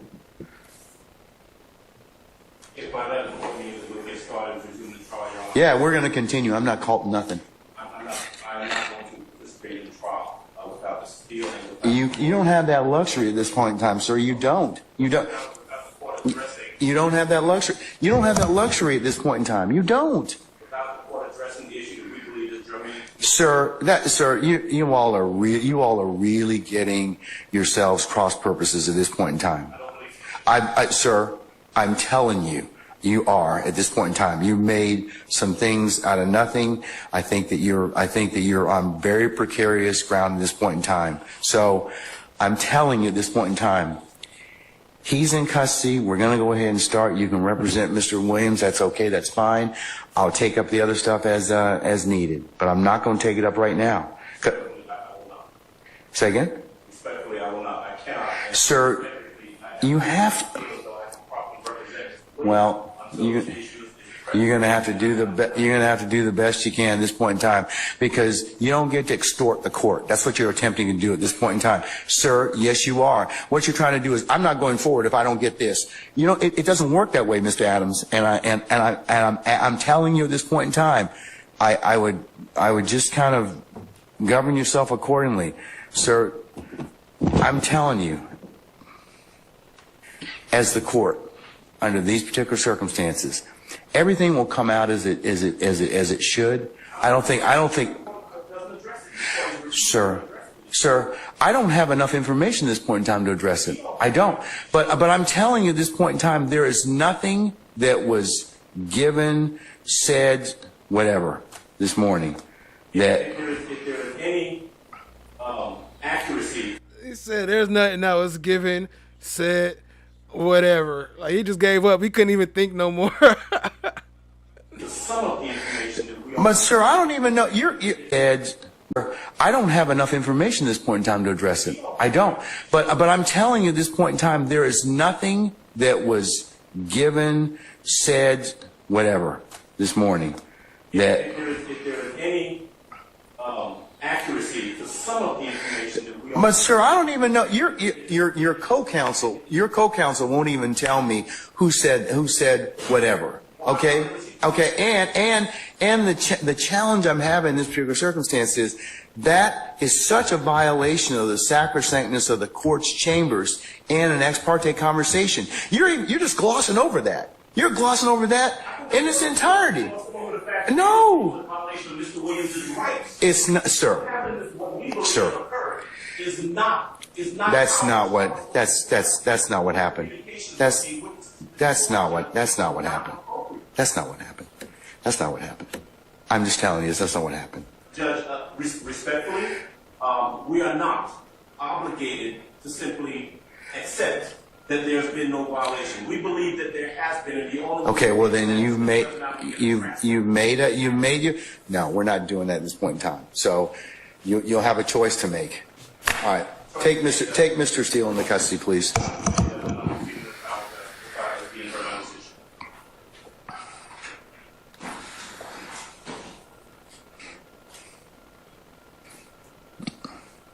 Brian Steele was a gangster. Somebody asked earlier, who was that? Was asking if you got to be a gang or something to be a gangster. I think that was on the Kayla show. She was asking, you got to be a gang. Brian Steele was a gangster right here without being part of a gang. Regarding the appropriate remedy in this type of Okay, all right.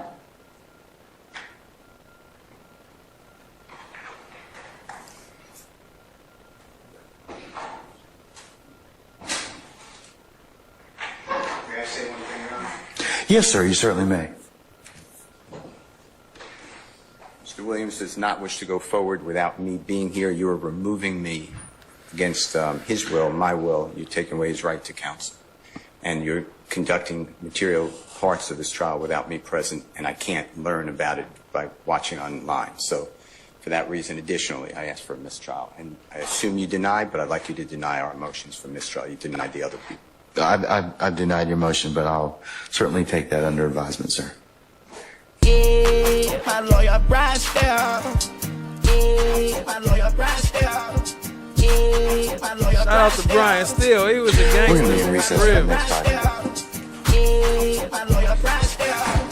Yeah, my lawyer brushed down.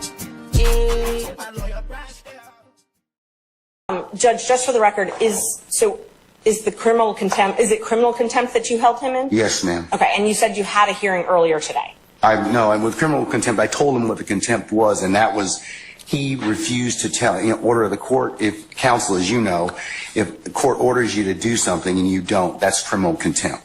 So I've asked him several times, please just tell me who it is that told you. That I didn't ask or inquire about anything that was said. I just want to know who it was.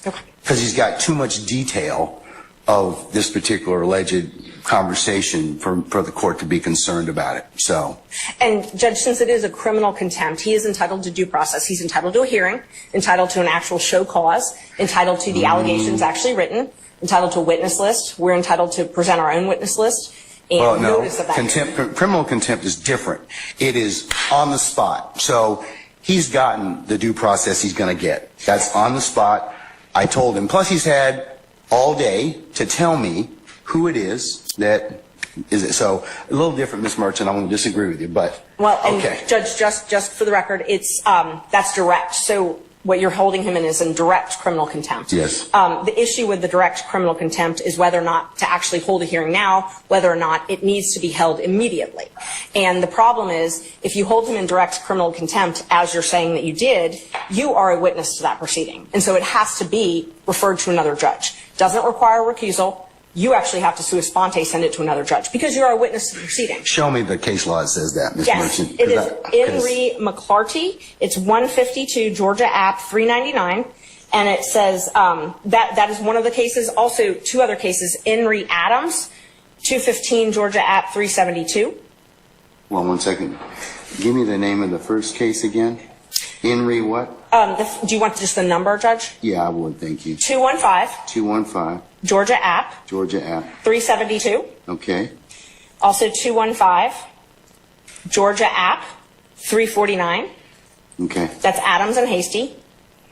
You have anything a little more current than 1994? Hasty is 94. Unfortunately, contempt of attorneys is not a common proceeding, so most of the cases are a little bit older. And Judge, I'm not the only one here. There's quite a few other lawyers that want to be present in the court. There's about 20, 25. The challenge is I've had space allocations, as I told you. So you can, like I said, since you are representing him, that's fine. He told us, Mr. Steele told us that. Anybody else, because I have security concerns as well, and we have to vet people to come in, then they can go to 8H, and they can certainly watch the proceedings from there. Okay. And Judge, for security purposes, they're all attorneys. They're all members of the bar. I can give you all their names. They still would have to be searched and still would have to be subject to the court's protocols. And also, there's room in the jury box, and then there's room in the courtroom, so we would ask that they be allowed to. I don't want them in my jury box, okay? No. I understand. May one additional attorney come in, then Alex Susser. And we're here on behalf of Gactel for our strike force. He is the chair of the strike force. I'm the president of the Georgia Association of Criminal Defense Lawyers and also a member of the strike force. So can he come in as another attorney co-counsel? Real quick, shout out to Ashley Merchant. She wasn't playing. She came in like, yo, I see chairs over there, seats everywhere. What you talking about? Shout out to all y'all for being here. Let's go. Oh, matter of fact, what I was going to say is also about the points is the way you get more points is just by chatting. So as long as you chat like once every 5 or 10 minutes, then your points will keep adding up. So that's how you add up your points. Just letting you know. Appreciate y'all being here. Hit the like, hit the subscribe, tap in, share with a friend. Yeah, I certainly may, sure. Great. Alex Susor. Alex Susor. Thank you, Judge. Henry Adams, it has two issues. One is the motion for disqualification, okay, and that's and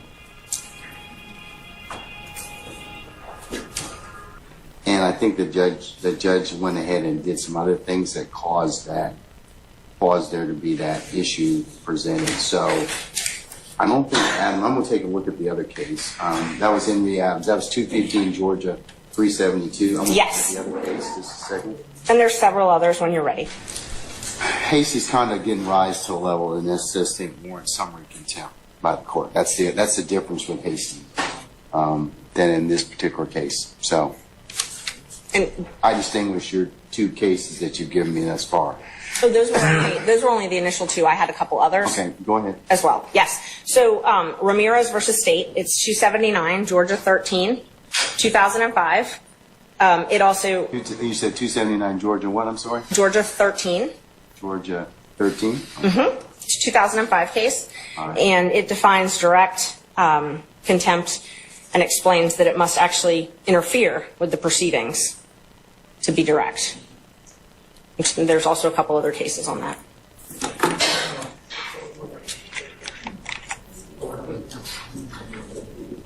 See, but you all are covering under. Let me see. I'm sorry, Judge? Hold on. The contempt is direct. The trial court has the power after confording the contemptor to opportunity to speak in his own behalf, announce punishment summarily and without further notice of hearing. I already did that, Mr. Steele. He's already told me. I already gave him the opportunity to do that. So we had that conversation this morning already. So. And Judge, there's a couple different issues. First, the question is whether or not you need to have that hearing now. I know you're saying that you had the hearing earlier, but regardless, he was entitled to have an attorney at that point, and he didn't have one. So the question is initially whether or not you even need to hear this now. And some of the cases I've cited, along with some others, say that a summary proceeding is not necessary in a case like this. And the best evidence of that is the trial has continued. It has not stopped this trial. So for you to hold a summary hearing of direct contempt, the court has to be able to state how this interferes with your ability to administer justice in this case. I can tell you because it is a violation of the sacrosanct nature of the court's ability to hold ex parte conversations without those being broadcast to other people, and as to how that information was disclosed, that's a real problem. That's why it's of such an issue for the court at this point in time. Judge, Mr. Steele has a right to make a motion like this. If there were ex parte, he does. I'm not saying anything, but but he's kind of put himself in the particular position he's in. No, Judge, I don't agree. I'm going to disagree with you, okay? I believe that the court has put him in that position. No. He cannot be held in the law states, McClarity, which I cited to you earlier. And it's true that direct summary contempt, which arises in the presence of the court, intends to scandalize it and or hinder or obstruct the orderly process of the administration of justice. The preservation of order and decorum of the court is exempt from due process requirements of notice and hearing. And that's even Moody. It goes back to 1974. So I believe that Mr. Steele's, he can file whatever motions, but his particular actions in this case, I just want to know who told him this. That's all. I'm not asking him to release or otherwise tell any conversations, but I just want him to tell me that. And Judge, so that's what you want, but that does not conflate to a contempt. Your desire for him to answer your question does not mean that you have the power to hold him in contempt. So you can come into court, Mr. Merton, and not answer a question of the court and not be held in contempt? Look how he always trying to mix up shit. But facts at tall glass. Look at Love quiet in the motherfucker like a church mouse, huh? If it's a question that the court is not permitted to ask, yes. Okay, well, this this is a question the court's permitted to ask. And it's our position, if we had a hearing, we could explain to the court why he is not required. First of all, the court accused him of eavesdropping. That is a crime. He has a Fifth Amendment privilege against answering those questions. Rule 1.6 protects all confidential information that is gained not from your client, but in representation of your client. He has the ability to protect that information. But we don't even need to get there, because he can't be held in contempt, and you can't threaten him with contempt for presenting a motion in good faith. He presented a motion in good faith that he believed there were ex parte communications. You are a witness to that, because it's my understanding that you were part of those ex parte communications. They can't be ex parte if you weren't part of them, by nature. Okay. Well, you have to be involved. Therefore, you have to be a witness. So you are a witness. You cannot also but you got the summarily hold him in information. contempt. But here's the thing: you got the information allegedly from an improper methodology. I'm not saying that he eavesdropped. Okay, I said that one of the things is it's either one of two ways. He either eavesdropped, which I don't believe he did at all. I don't believe that for a minute. But I do believe that somebody did tell him what was the sum and substance of the court's conversations, and that would not be permissible. Judge, let's just back up for a second. He makes a motion because he has reason to believe that there were ex parte communications made. The court has a duty, if there are ex parte communications made, to alert counsel. He shouldn't have had to learn it from wherever he learned it. I think that he caused that particular circumstance. I think that he had a conversation with somebody, and he got some information that he shouldn't have had to begin with. So, Ms. Merchant, I'm of the opinion I'm going to stand on my ruling at this point in time. I'm going to hold him in contempt. So, at this point in time, is there anything else you want to tell me? Yes, Judge. There's quite a few other things.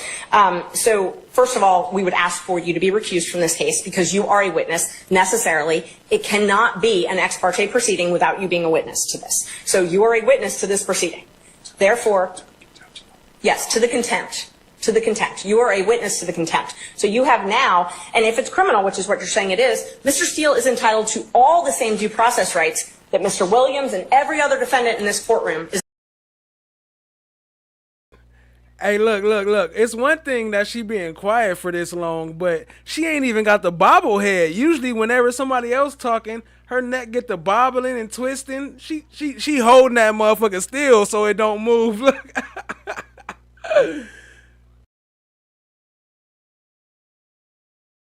Entitled to. He's entitled to those. One of those is to have a fair and neutral judge decide his case. One of those is to have a judge who is not also a witness in the proceeding deciding whether or not he's in contempt. This needs to be heard by a different judge.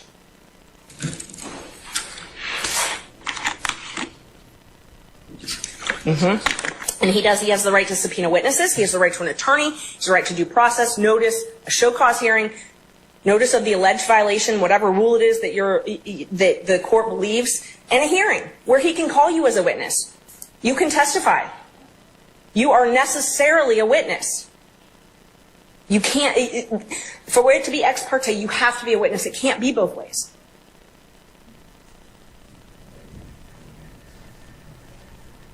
I'll let an appellate court decide that. So, anything else? Ooh, you see them? They grimy. I'll let an appellate court decide that.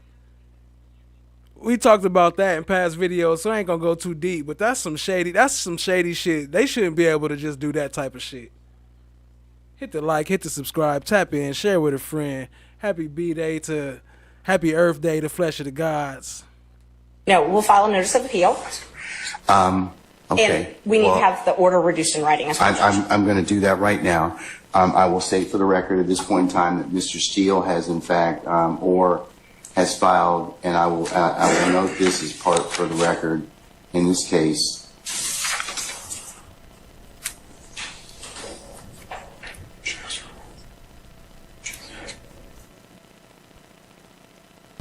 He has filed a motion to set aside the contempt.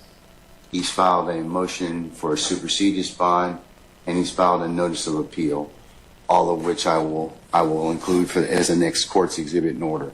But I'm reducing the contempt to writing.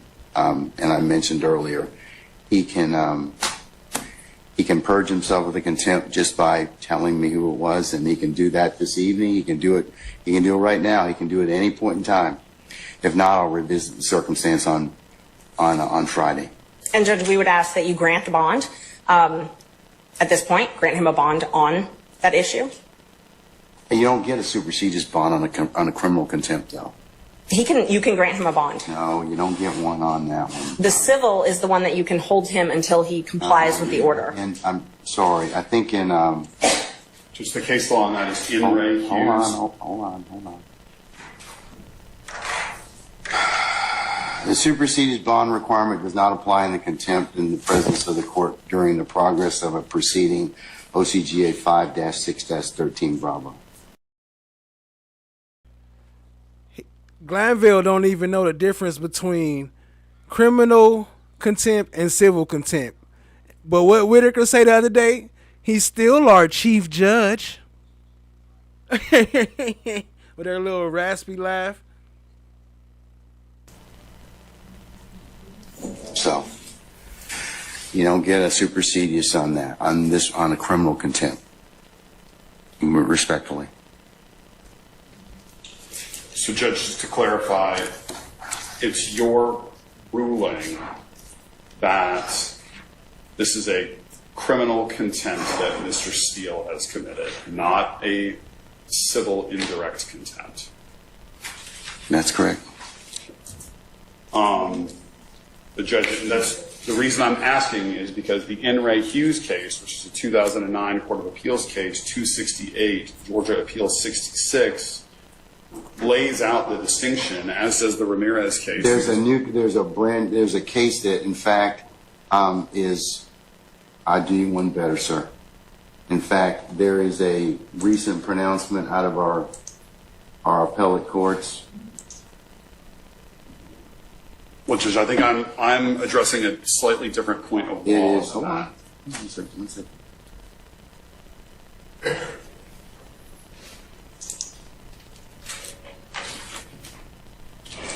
Give you two cases. One is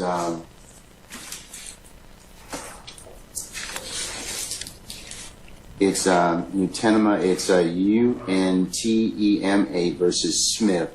And that's 371 Georgia Appeals 19.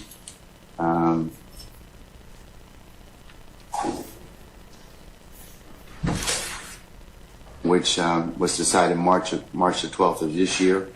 It covers the differences between the types of contempt. And then there's another case that I'd invite your attention to, and that is Henry Syverson. It's SYVERTSON. And that is 368 Georgia Appeals, Georgia App, I should say, 865. And that was decided July 31st of last year.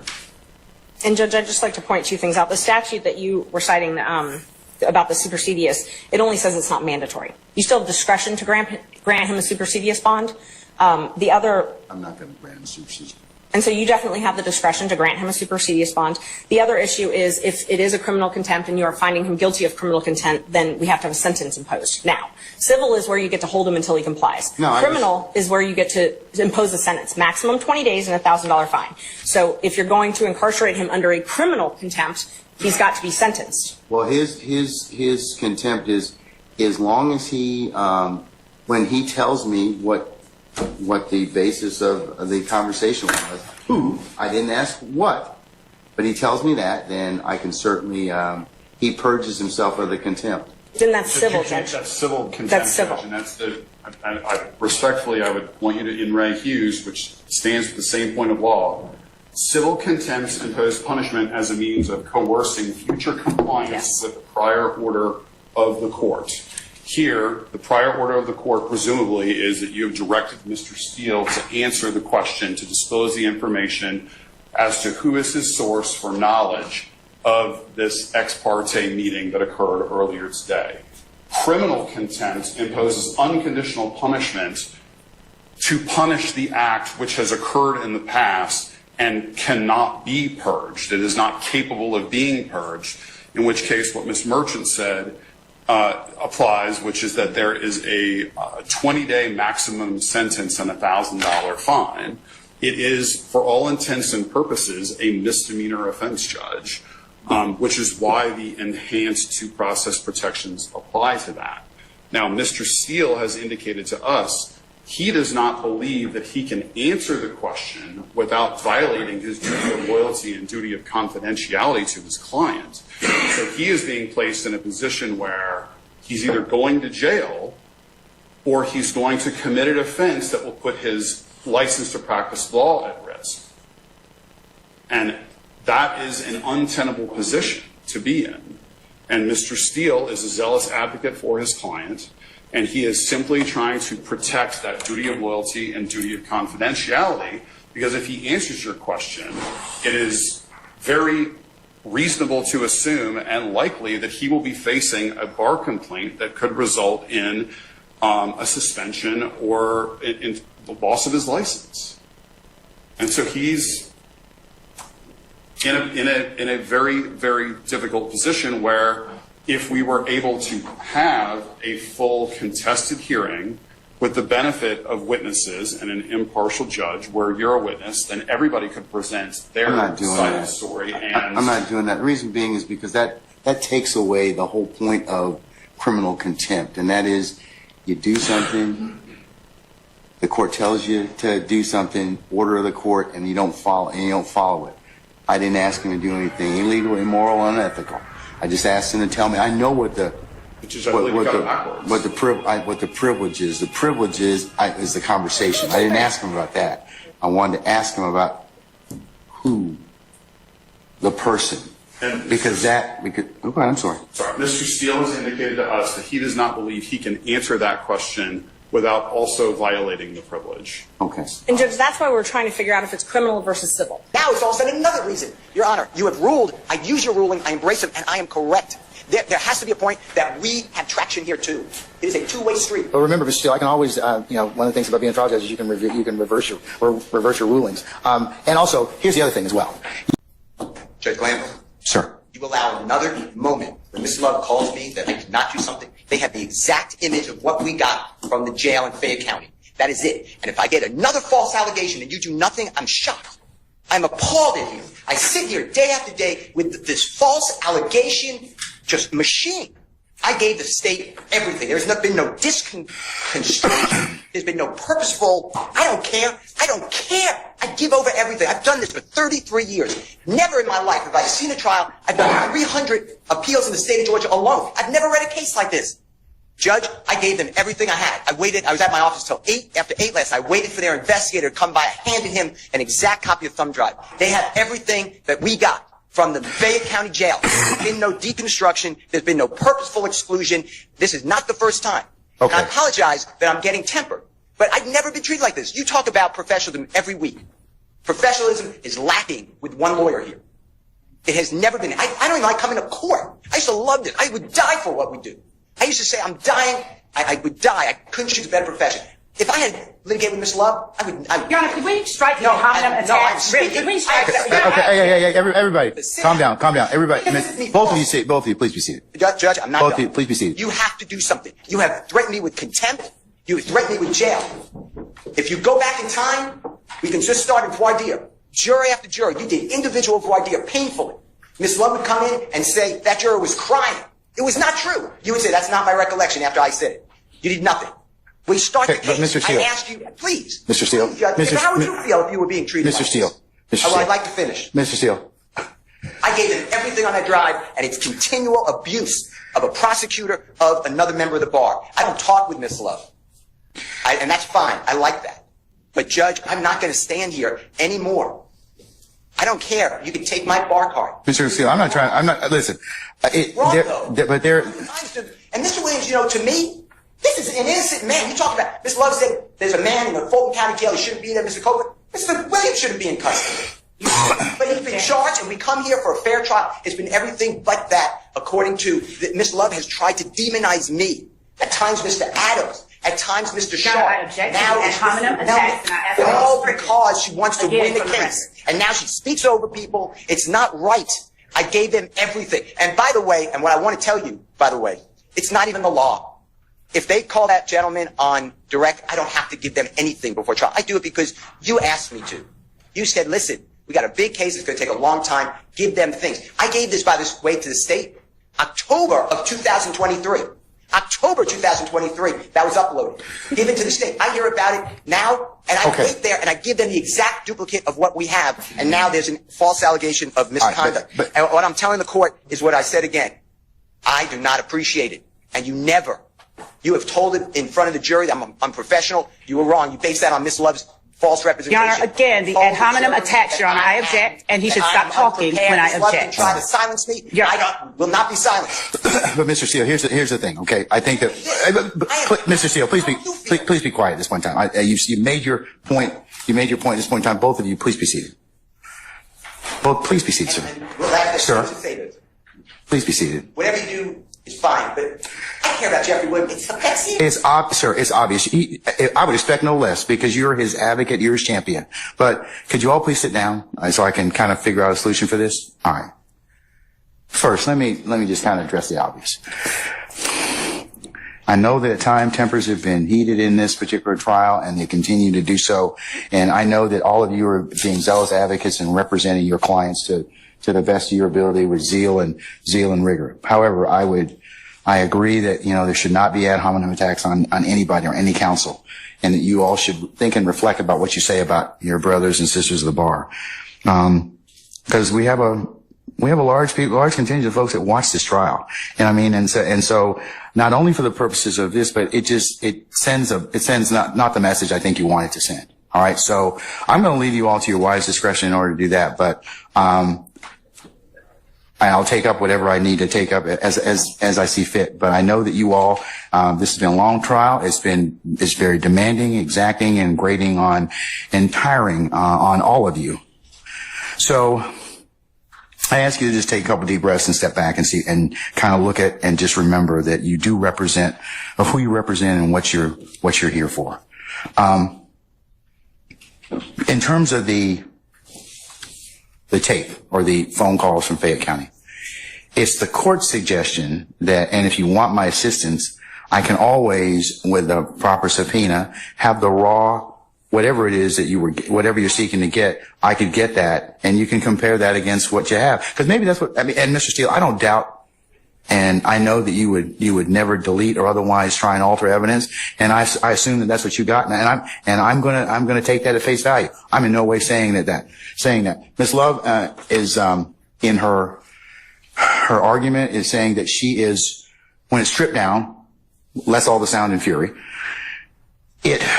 she's saying that particular type of file has other things with it. I don't think you were given those. And that's what she's trying to get. So I'm in no way blaming anybody in this circumstance, but if you want that particular file, and I think you all should have that the raw file, then let me do a notice to produce or a rule nisi, and maybe we can get the entirety of the file. And I think that if you did that, I think that the whole thing would probably be produced to you, because nobody probably wants to come down here and see me. So I will work with you all to get that, and you all we can take that up. And it's a problem I think can be resolved. But I'm in no way. But I would just remind everybody to be careful about what they say to each other. Some things you just can't take back. And remember, you're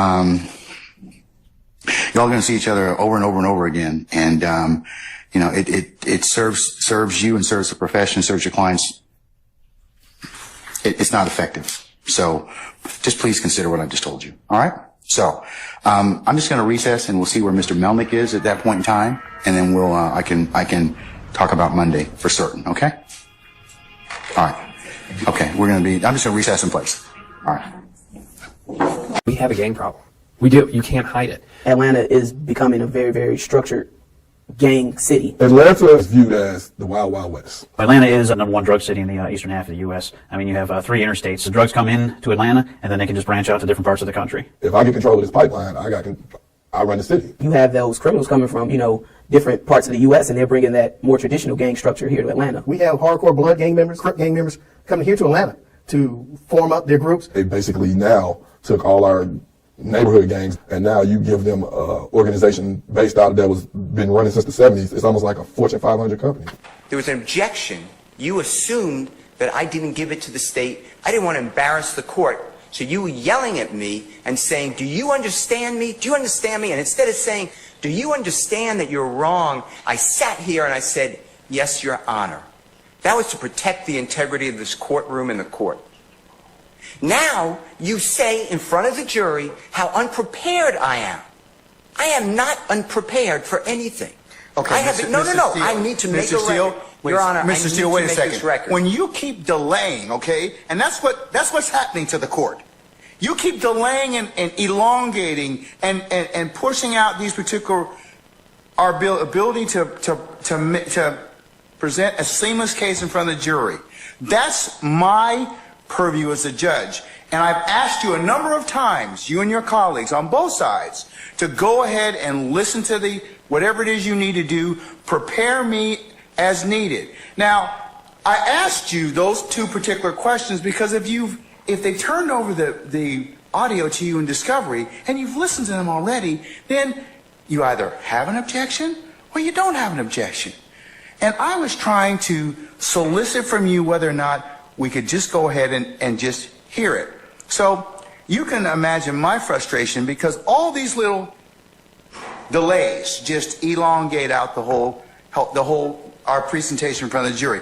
That's for your benefit, not for mine, Your Honor. So that's why I've told you all at various times during this particular case. It's not because I want to embarrass you, Mr. Steele. It's just that I'm trying to kind of keep this thing presented in a way that the jury can listen to it.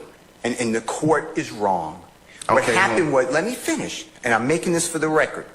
What happened is, and I don't get embarrassed by you, but I don't want to embarrass you. I made an objection that some of these jail calls have a third party who will not testify.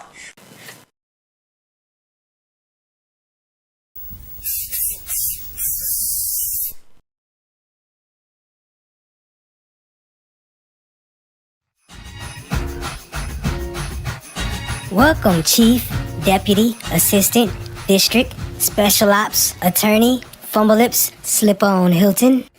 And welcome, Chief, Double Deputy, Assistant, District, Special Ops, Attorney, Lion-Ass Lawyer, in a Dreamland, No Love.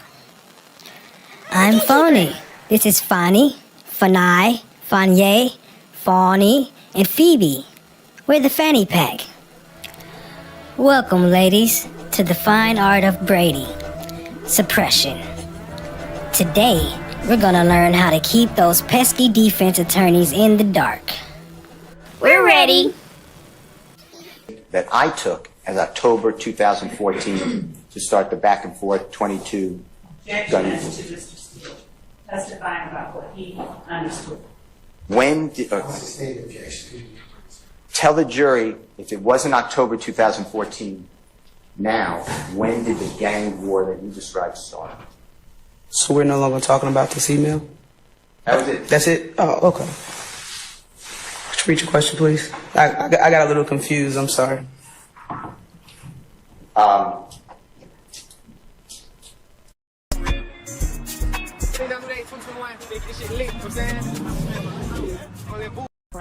With Atlanta's district attorney addressing paperwork being leaked in the YSL case, a wave of realization has spread through social media on the dangers of snitching. Kenneth Copeland, aka Lil Woody. I know Mondo won. I gotta find which one I'm gonna play, so I'm gonna play this in the meantime. Appreciate y'all being here. Appreciate the participation. Keep it going, fam. Has been identified as a snitch within the YSL indictment and having direct ties to a murder that resulted in 37 violent acts of retaliation. The DA would highlight the fact that his life is in jeopardy and his kids are also under threat. But this isn't exactly new though, as Inglewood family already made an attempt on Woody's life during a 2015 drive-by, opening fire with a rifle as Woody was placing his 8-month-old daughter in a car seat. Inglewood family has also been exposing snitches within YSL for years, and this video is another example. Lil Woody was the #1 target in the eyes of the Inglewood family, who blamed Woody for having Donovan Peanuts on his kill. Second in line on the Inglewood hit list was Shannon Jackson, who's more commonly known as YSL SB. Woody would turn against YSL, identifying the men who were said to have been in the car during the Big Nut hit. SB is rumored to have been the actual killer, and 2 witnesses have come forward claiming he confessed to the killing.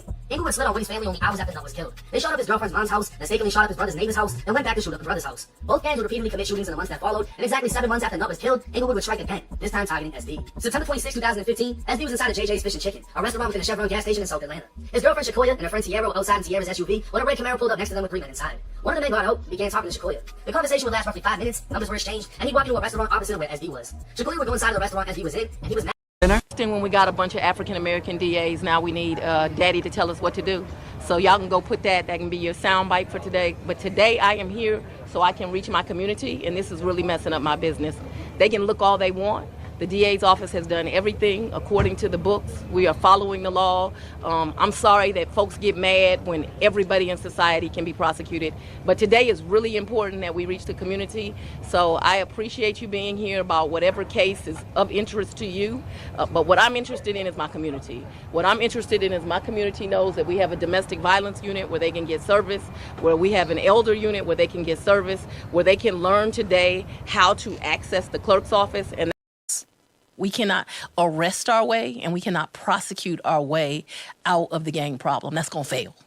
So what we have to do is make sure that we take as many children away from thinking that this is sexy and this is attractive and leading them down different paths. And so you have to have a double-edged sword. I hope that, for gang members, I am hated and feared because I am not going to apologize for bringing gang warrants or educating the police on how to bring gang warrants and for prosecuting people that decide to get into that life. At the same time, it's important that we do activities that let children know this only leads you to a casket or a jail cell. That's it. That's not sexy. That's not some place that you want to end up being. People do not enjoy that experience, and you have so much potential, and there's so many other things that you can do.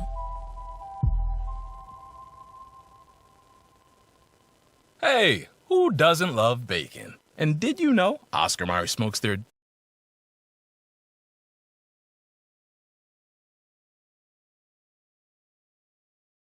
The shooting happened outside a barber shop, and tonight one victim is clinging to life. Channel 2's Jessica Jaguars is live at the scene where there's still a very heavy police presence. Jessica. As you can see behind me, there is still quite the active scene here in southwest Atlanta. McDaniel Street is still closed, and it's been for more than 3 hours. That's because there are shell casings up and down the street. Now, I'm told one of the men who was shot, a man in his mid-20s, is in critical condition, but that his status could change for the worse overnight. It appears that they were the intended target, but again, I'm not sure the reason of the shooting. Atlanta police are investigating why 2 men in their mid-20s and a 14-year-old boy were shot outside of a barber shop in southwest Atlanta Saturday night. Right now, it doesn't appear that they had any connection to the business. They were just kind of hanging out is what we are hearing.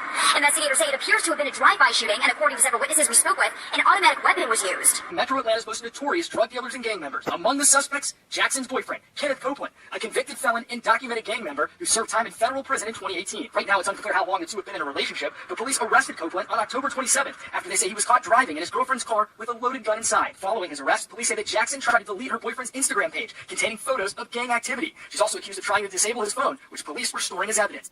Now we find out the rat in the YSL situation, Kenneth Copeland, a.k.a. Lil Woody. Top goon, top shot in the ATL, been around ever since the Dirt Gang. Everybody know him in the area down there. They know he don't play. They know he'll shoot some. They know he'll take some. You know what I'm saying? They know he down for whatever street business got to be done in order to keep the operation going. The streets already know this. The streets already been talking. But now it's messed up that he talking. You know what I'm saying? It go all the way back to a charge he caught with a firearm in the car, and he got arrested. His old lady was working at the jail. She tried to get to the information and destroy evidence so the charge could get thrown out so it helped him with his case. But she was caught up on trying to do that.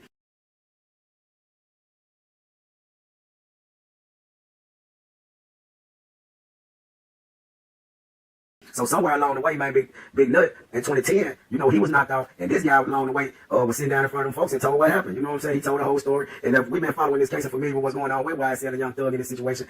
We do know that Young Thug rented the car that was used. You know what I'm saying? That's been known for years, but this guy filled in all the blanks on the simple fact that Young Thug wasn't aware of the whole plan of the hit that was going to go down, and Young Thug met up with him before and after the hit went down, and a lot of other people was implicated with the situation due to this guy snitching because it brought Yak got it and YSL Duke name up into it too, among some other members. But see, you gotta realize in this game, man, these streets, these shooters and these killers, it's certain type of people out here, man. You know what I'm saying? And some of these killers and people that snitching, it ain't because they scared to go to jail, man. It's because they don't have no loyalty to nobody, that they really don't care. You gotta realize when a person can sit up there and take a life, like on some serial killer type stuff, where it ain't in defense of them, or they ain't trying to protect something, you know what I'm saying? And they just out here willing to just go kill without no reason or nothing, just the fact that somebody said that person needs to be down. You gotta realize that person don't have no conscience. So you gotta think about the game like this. When it turn back, if that dog turn them teeth at you, what you gonna do? And 9 times out of 10, the killer tougher than the boss. Hey, they get a clear understanding, right, to the world, and for folks who don't know. I started YSL, nigga. I'm the founder of this shit, nigga. Y'all nigga went screaming YSL till I started screaming this shit first, nigga. I'm the founder, nigga. I made these young niggas wanna be slime, nigga. These young niggas looked up to me, nigga. They wasn't looking up to y'all goof ass niggas.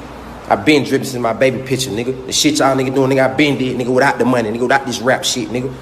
Y'all niggas stop playing, nigga. I been throwing sticks and 30s on me, nigga. Y'all niggas just started doing this shit, man. Nigga, I made this shit booty be slime, nigga. I'm the founder, nigga. Mundo the founder, nigga. Let's get this shit clean understood. Y'all nigga ain't getting nigga no credibility. Y'all nigga getting on these drugs, go talking goofy, nigga. I don't want to start this shit, nigga. Don't get this shit misconstrued, nigga. I been dripping since my baby pictures too, little nigga. Y'all goof ass rap niggas, man. Y'all nigga funny, nigga. I'm the founder of this shit for real, nigga. Y'all nigga went screaming why I said I started this shit, nigga. Mundo, nigga. Fuck wrong with y'all nigga at, man. I don't want to hear that having money back in the day shit, man. I don't want to hear that. I had that now. And I was getting it back in the day. But I don't talk about back in the day because I blew that little shit. I'm having money right now, though. Jet like on the biggest slime, nigga. That's your mama. That's your mama. Where she got this shit from? That's him, nigga. That's your daddy, nigga. Slime boss, boy.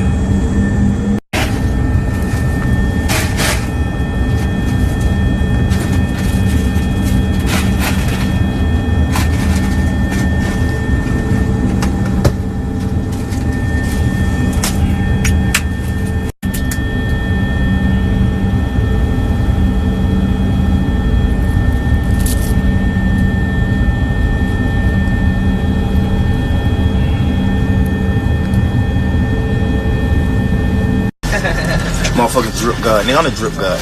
The fuck up. I created this shit. I made the way for young niggas to open up and be themselves. I did this. I got crucified. They called me gay. They ain't call y'all nigga gay. They called me gay, nigga. I made you tighten your jeans up, nigga. Only reason they got dicks in their jeans. Only reason you toting that around. I promise I am. I'm the wave god. I'm the master. I'm the founder. Timley, you did what I'm saying? Yeah, OG Timley. You did. Shit, legendary, nigga. I'm already a legend. I can pass away now. I'm a down the jet like Prince, you know what I'm saying? Real rich nigga shit, nigga. Yeah. We're gonna have to take all this food away before we take off again, so if you guys Too long, so it's just time. This year is the year of exposing the fake niggas, man. Exposing the fake shit. All that, man. We gotta put this shit on wax, man. And he ain't about shit on no nigga and trying to really just expose a nigga, but it's like, man, the truth is the truth. What's real is real. What's fake is fake. Ain't no sense in denying it. Yeah, Stop the cap. Do you feel, because I seen some people, you know what I'm saying, that a lot of people was agreeing with you, but some people was like, you know, see, they Mondo, fans. it was like Mondo, he kind of making it harder on thugs by speaking up on it. How? Or they'll say that, what they'll say? They'll say that Mondo trying to get in that the Rico shit because he's speaking on it. Hey, man, just shut up. So I'm a real street nigga, and I'm not an idiot either. I'm not an idiot. Nothing I'm saying is incriminating nobody. What is I'm saying? If anything, hey, man, I can't. One thing about it, I'm grown. I take my own lick, but I ain't finna send myself to the can either and say no way have I said incriminating. Them just are dummies. They don't know no better. They just stupid and they fanned out. And they just gonna say anything just to be because they rhyme a nigga dick. But one thing about me, I'm not a fool, I'm not an idiot, I'm a real street nigga, I'm not gonna never incriminate nobody, I'm not gonna never do no goof ass shit like that, cause first and foremost, my brother ain't did nothing, so it ain't nothing I could possibly say to incriminate him. You feel what I'm saying? It ain't nothing I can say to incriminate myself. What y'all nigga mad come on here speaking the truth? What? Gonna call y'all niggas out by doing dud shit? Like what? Hey, ain't nothing incriminating about that. Yeah, man. Yeah, bro. I was doing the interview the whole time. I'm like, damn, bro. I'm just now finding out that's DK. You know what I'm saying? Yeah, for sure. Hell yeah, bro. Yeah, the real one. The original one. It's Kizzle, man. The only one. The one and only. You feel me? Yeah, man. It's Kizzle, man. Yeah, how you feeling today, bro? Yeah, oh, man. I'm better than ever, man. I'm with my bros, man. That's what's up. For the first time in 8 years, shit, I'm back with these boys, man. That's what's up, my nigga. Now, you know what I'm saying? For those that don't know, you know what I'm saying, where you from and shit with it? I'm originally from the project. I'm from Pool Creek, but they tore the project down in 2005. We migrated to Cleveland Avenue. Okay, so you been out there for how long? I've been on Cleveland Avenue since 2005. 2005. So what was the difference between, you know what I'm saying, Cleveland Ave from 2005 to, you know what I'm saying, like how it is now type shit? That shit watered down. That shit not the same, bro. It's a lot of bullshit going on, man. When I got there in 2005, I was a young nigga, but it was just a lot of love, man. Like niggas was getting niggas game, showing niggas how to move for real. Like, it ain't like that these days, you know what I'm saying? The old heads back then, they were showing us how to get money for real. Yeah, trying to keep us out the bullshit. Most definitely. So when did you know what I'm saying, you went with Thug and shit, bro? Shit. Like, how long y'all? I always though. He stayed in John South. I stayed in Pool Creek, but his mom. That's like probably like 5 minutes away. Okay. It's all on John Road, but his mom had an apartment in Pool Creek too. So when he would come over there for the weekend, out of school and shit on the weekend, I would see him at the basketball court and, you know what I'm saying, just running around playing. We was like really kids, like 8, 9, 10 years old, playing throw 'em up, eat 'em up, and red dog, beat down, you know what I'm saying, cops and robber type shit, like real little kids together, you know what I'm saying? Yeah, so y'all used to do, you know, little kid shit type shit. Yeah, for sure. You know what I'm saying? Yeah, bro. So, you know what I'm saying, how was it to see buddy, you know what I'm saying, your childhood nigga go from, you know what I'm saying, y'all playing cops and robbers and all that shit, now y'all made it in this music shit. Shit, that shit was, it was something that we always knew was gonna happen. I ain't gonna hold you, like, we knew it was gonna happen, but when it really popped, like, it popped, bro, like, I ain't gonna hold you, that was back in 2013, he dropped Stone and, think like Danny Glover. Got Danny Glover, 2 Cuts. Stone. Okay, so Rock Crew also used ROB. What I said? I think that's Rock Crew. What do you mean? I think that's like B, Lil Haiti. Okay, what's ROB? I think that's like Rock Crew. Okay, when you say you think that's Rock Crew, what do you mean? I think that's Rock Crew. What I said. Okay, so Rock Crew also used ROB. Yeah.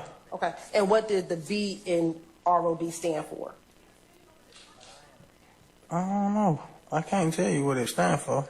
Okay. I know that mean Rock Crew though. All right. And going down that same page, on August 17th, 2012, what does that tweet say? I'm a ROB every day. Okay.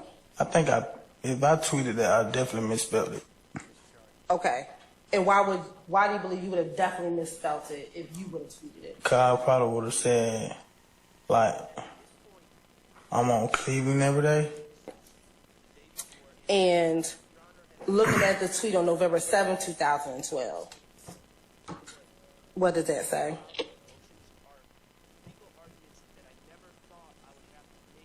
On what, man? Hey, this is the reason why you ain't never know what niggas had going on, bro. I'm gonna be honest with you. And I ain't saying this to embarrass him because this is my man. I fuck with Mondo. I'm gonna be honest with you. Yo, Mondo asked me for like $3,000. He was like, yo, could I hold $3,000? He was like, you know, time's tough. And I was like, damn. I was like, yo, shit, I either been on my live stream on this and third. I was thinking about it type of shit. I was like, now I'm looking online. I'm like, this nigga flossing. He had the pants. Yo, he had the pills. Yo, he had the clocks. No. Yo, when a nigga asks you for bread and you see him in the club later on, you're like, nigga, ain't you? Hey, what? Oh. Nah, right. He was like, yo, bro. You know what I mean? It's like, yo, let me hold this. I'm like, we just did the collab on the No Mystery and It's History. You know what I mean? Yo, the cops did the money spread. I'm like, oh.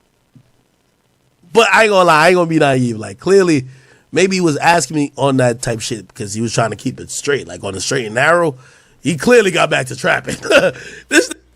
Hey, who remember when Love brought in DJ Academics in the court case? Like, how did you use this nigga as evidence? What the fuck was she thinking? Nigga clearly got back to trapping, nigga. What's this right here? Polka dot? What's this? What's polka dot? He got a little, what's in these? The Perkies or the Xannies? How much these goes for? Little $30 pill or something like that?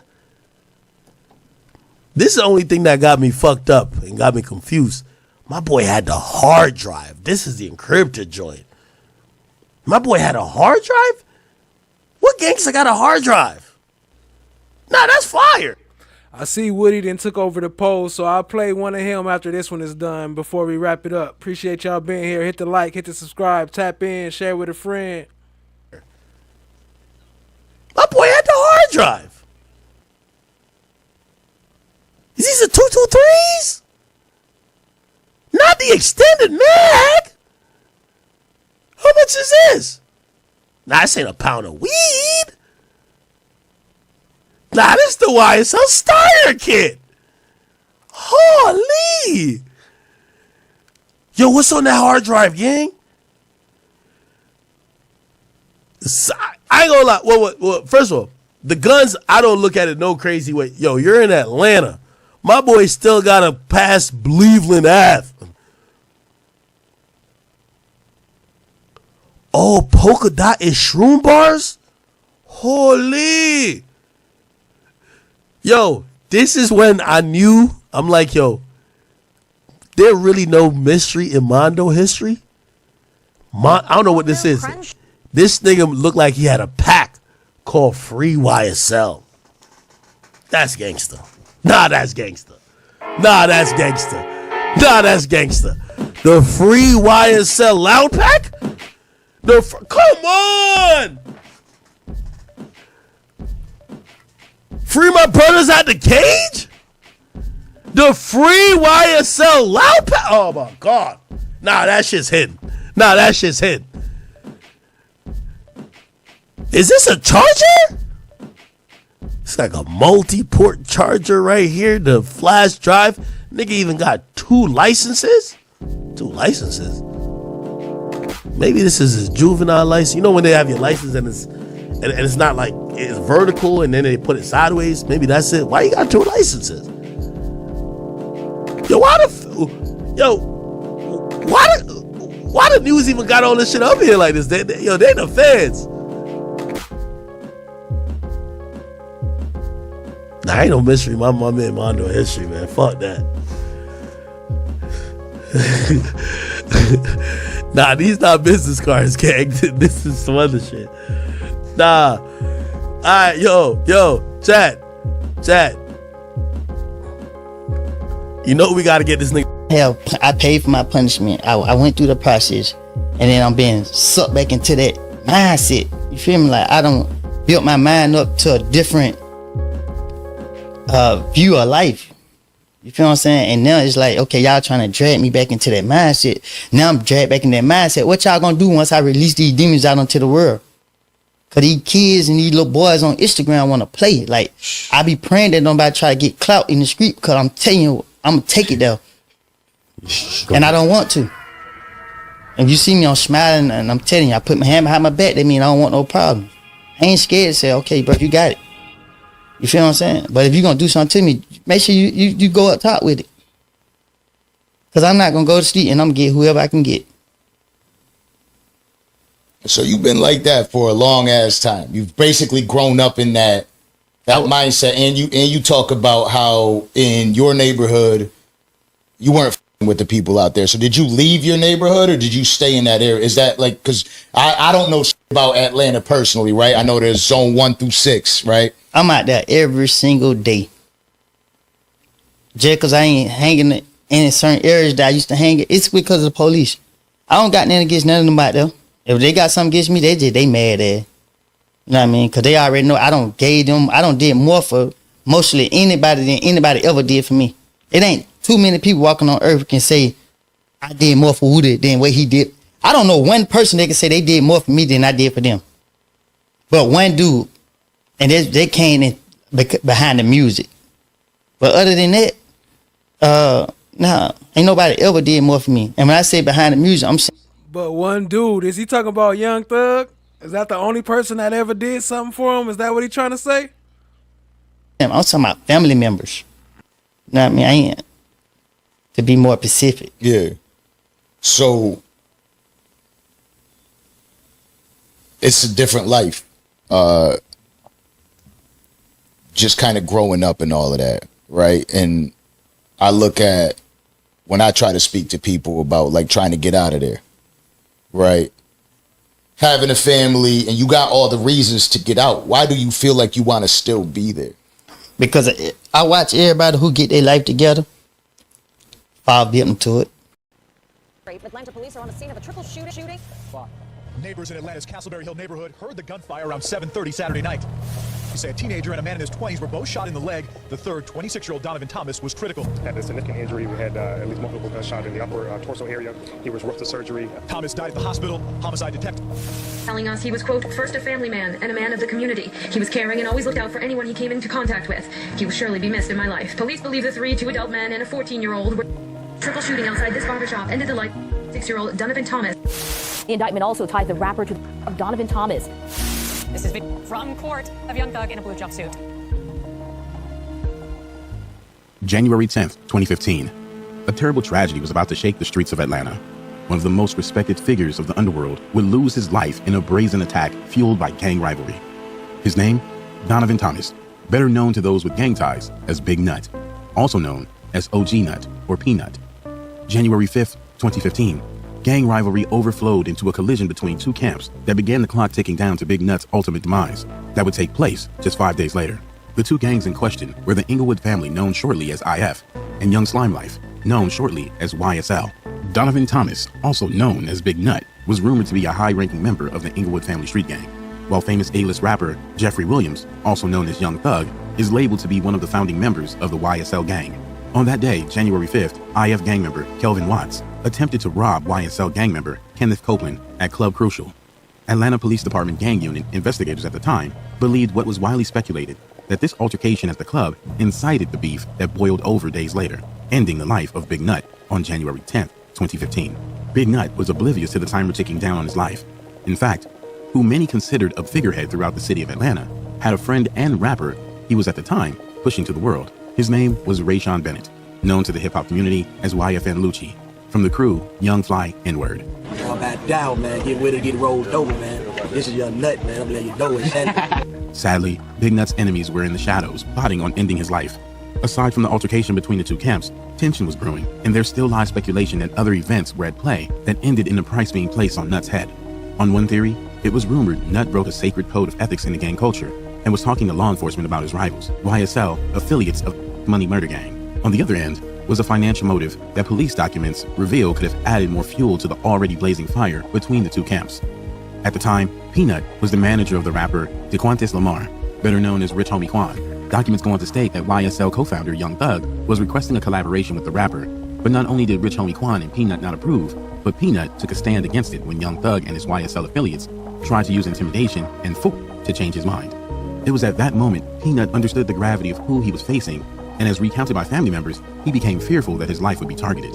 His fears were right. On January... I don't remember what I said. I was high every day for a whole year, and I would say anything. I would say and done anything to get out of here. I would say and done anything. You know, you guys did that to them. I'm gonna let you know, at some point you're gonna have to pay the piper. If I get control of this pipeline, I run the city. I'm so high right now, y'all. I'm about to go sleep on y'all, man.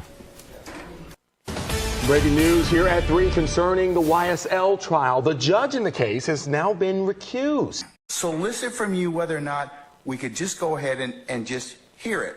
So you can imagine my frustration because all these little delays just elongate out our presentation in front of the jury. That's for your benefit, not for mine, Your Honor. So that's why I've told you all at various times during this particular case, it's not because I want to embarrass you, Mr. Steele. It's just that I'm trying to kind of keep this thing presented in a way that the jury can listen to it. And the court is wrong. What happened was, let me finish, and I'm making this for the record.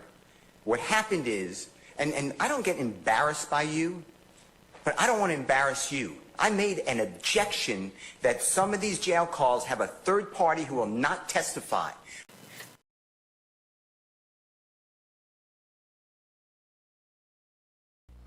Quick shout out before we roll out to all our members. I know we got some new members.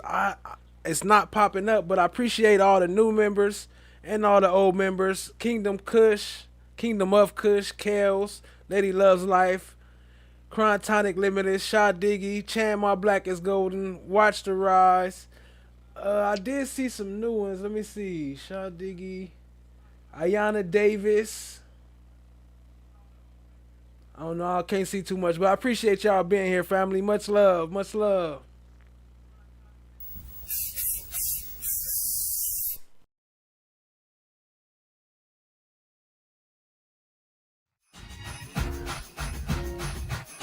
Welcome, Chief, Deputy, Assistant, District, Special Ops, Attorney, Fumble Lips, Slip-On Hilton. And welcome, Chief, Double Deputy, Assistant, District, Special Ops, Attorney, Lion-Ass Lawyer, in a Dreamland, No Love. I'm Phony. This is Fonny, Fanai, Fanye, Fawny, and Phoebe. We're the fanny pack. Welcome, ladies, to the fine art of Brady. Suppression. Today, we're gonna learn how to keep those pesky defense attorneys in the dark. We're ready. That I took as October 2014 to start the back and forth 22 gun. Testifying about what he understood. When did, tell the jury if it wasn't October 2014, now, when did the gang war that you described start? So we're no longer talking about this email? That was it. That's it? Oh, okay. 1 through 10, how beautiful is Gaither up there on the right trying to hide her face? Could you read your question, please? I got a little confused. I'm sorry.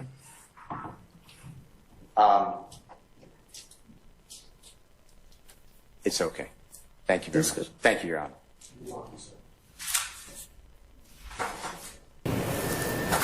Objection. That's intent. I'm oral objection. Could you repeat the question for me? Yeah. I'm oral objection. Could you repeat the question for me? Yeah. I'm just going to recess and we'll see where Mr. Melnick is at that point in time, and then we'll I can talk about Monday for certain. Okay. All right. Okay. I'm just going to recess in place. All right.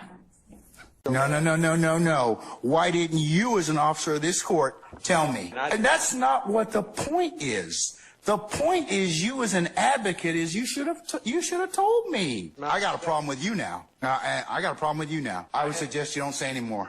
Now you want to have it both ways. You can't do it. Both sides have an equal responsibility under the rules. Professional responsibility. All right, have a seat, sir. Thank you. How fast things have changed. How fast things have changed. How fast things have changed.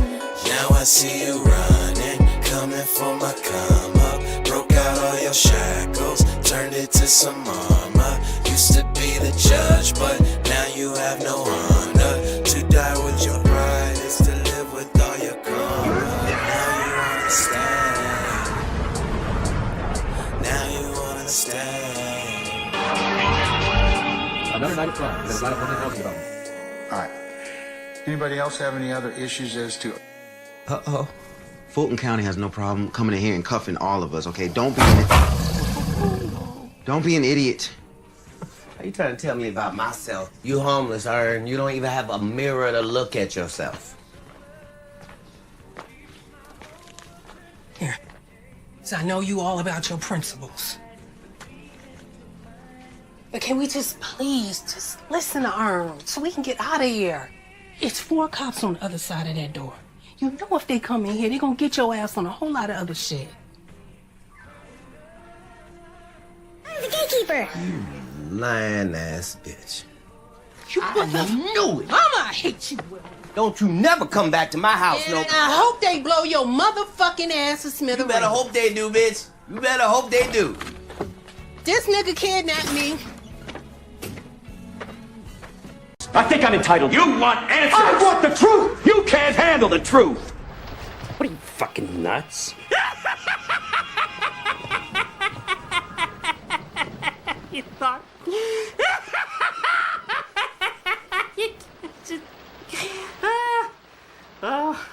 Yeah, my lawyer Brashdale. Yeah, my lawyer Brashdale.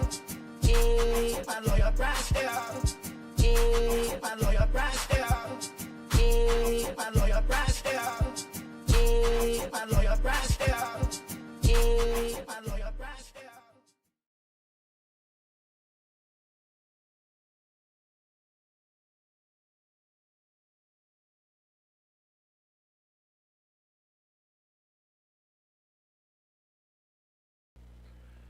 All right. Appreciate y'all, family. Until next time, much love. Stay fresh, stay blessed. We out. Appreciate you, Tall Glass and Shot Diggy, man. Y'all held it down. Much love, for real.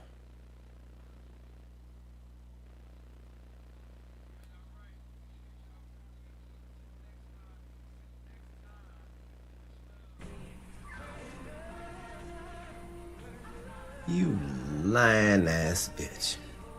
I knew it. Mama, I hate you, Will.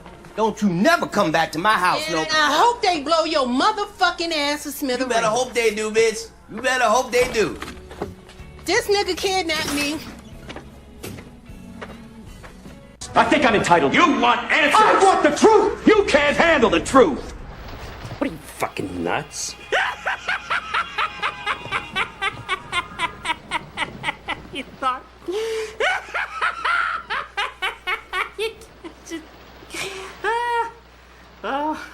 Yeah, my lawyer Bryce there. Yeah, my lawyer Bryce there. Yeah, my lawyer Bryce there. Yeah, my lawyer Bryce there. Yeah, my lawyer Bryce there. Yeah, my lawyer Bryce there. Yeah, my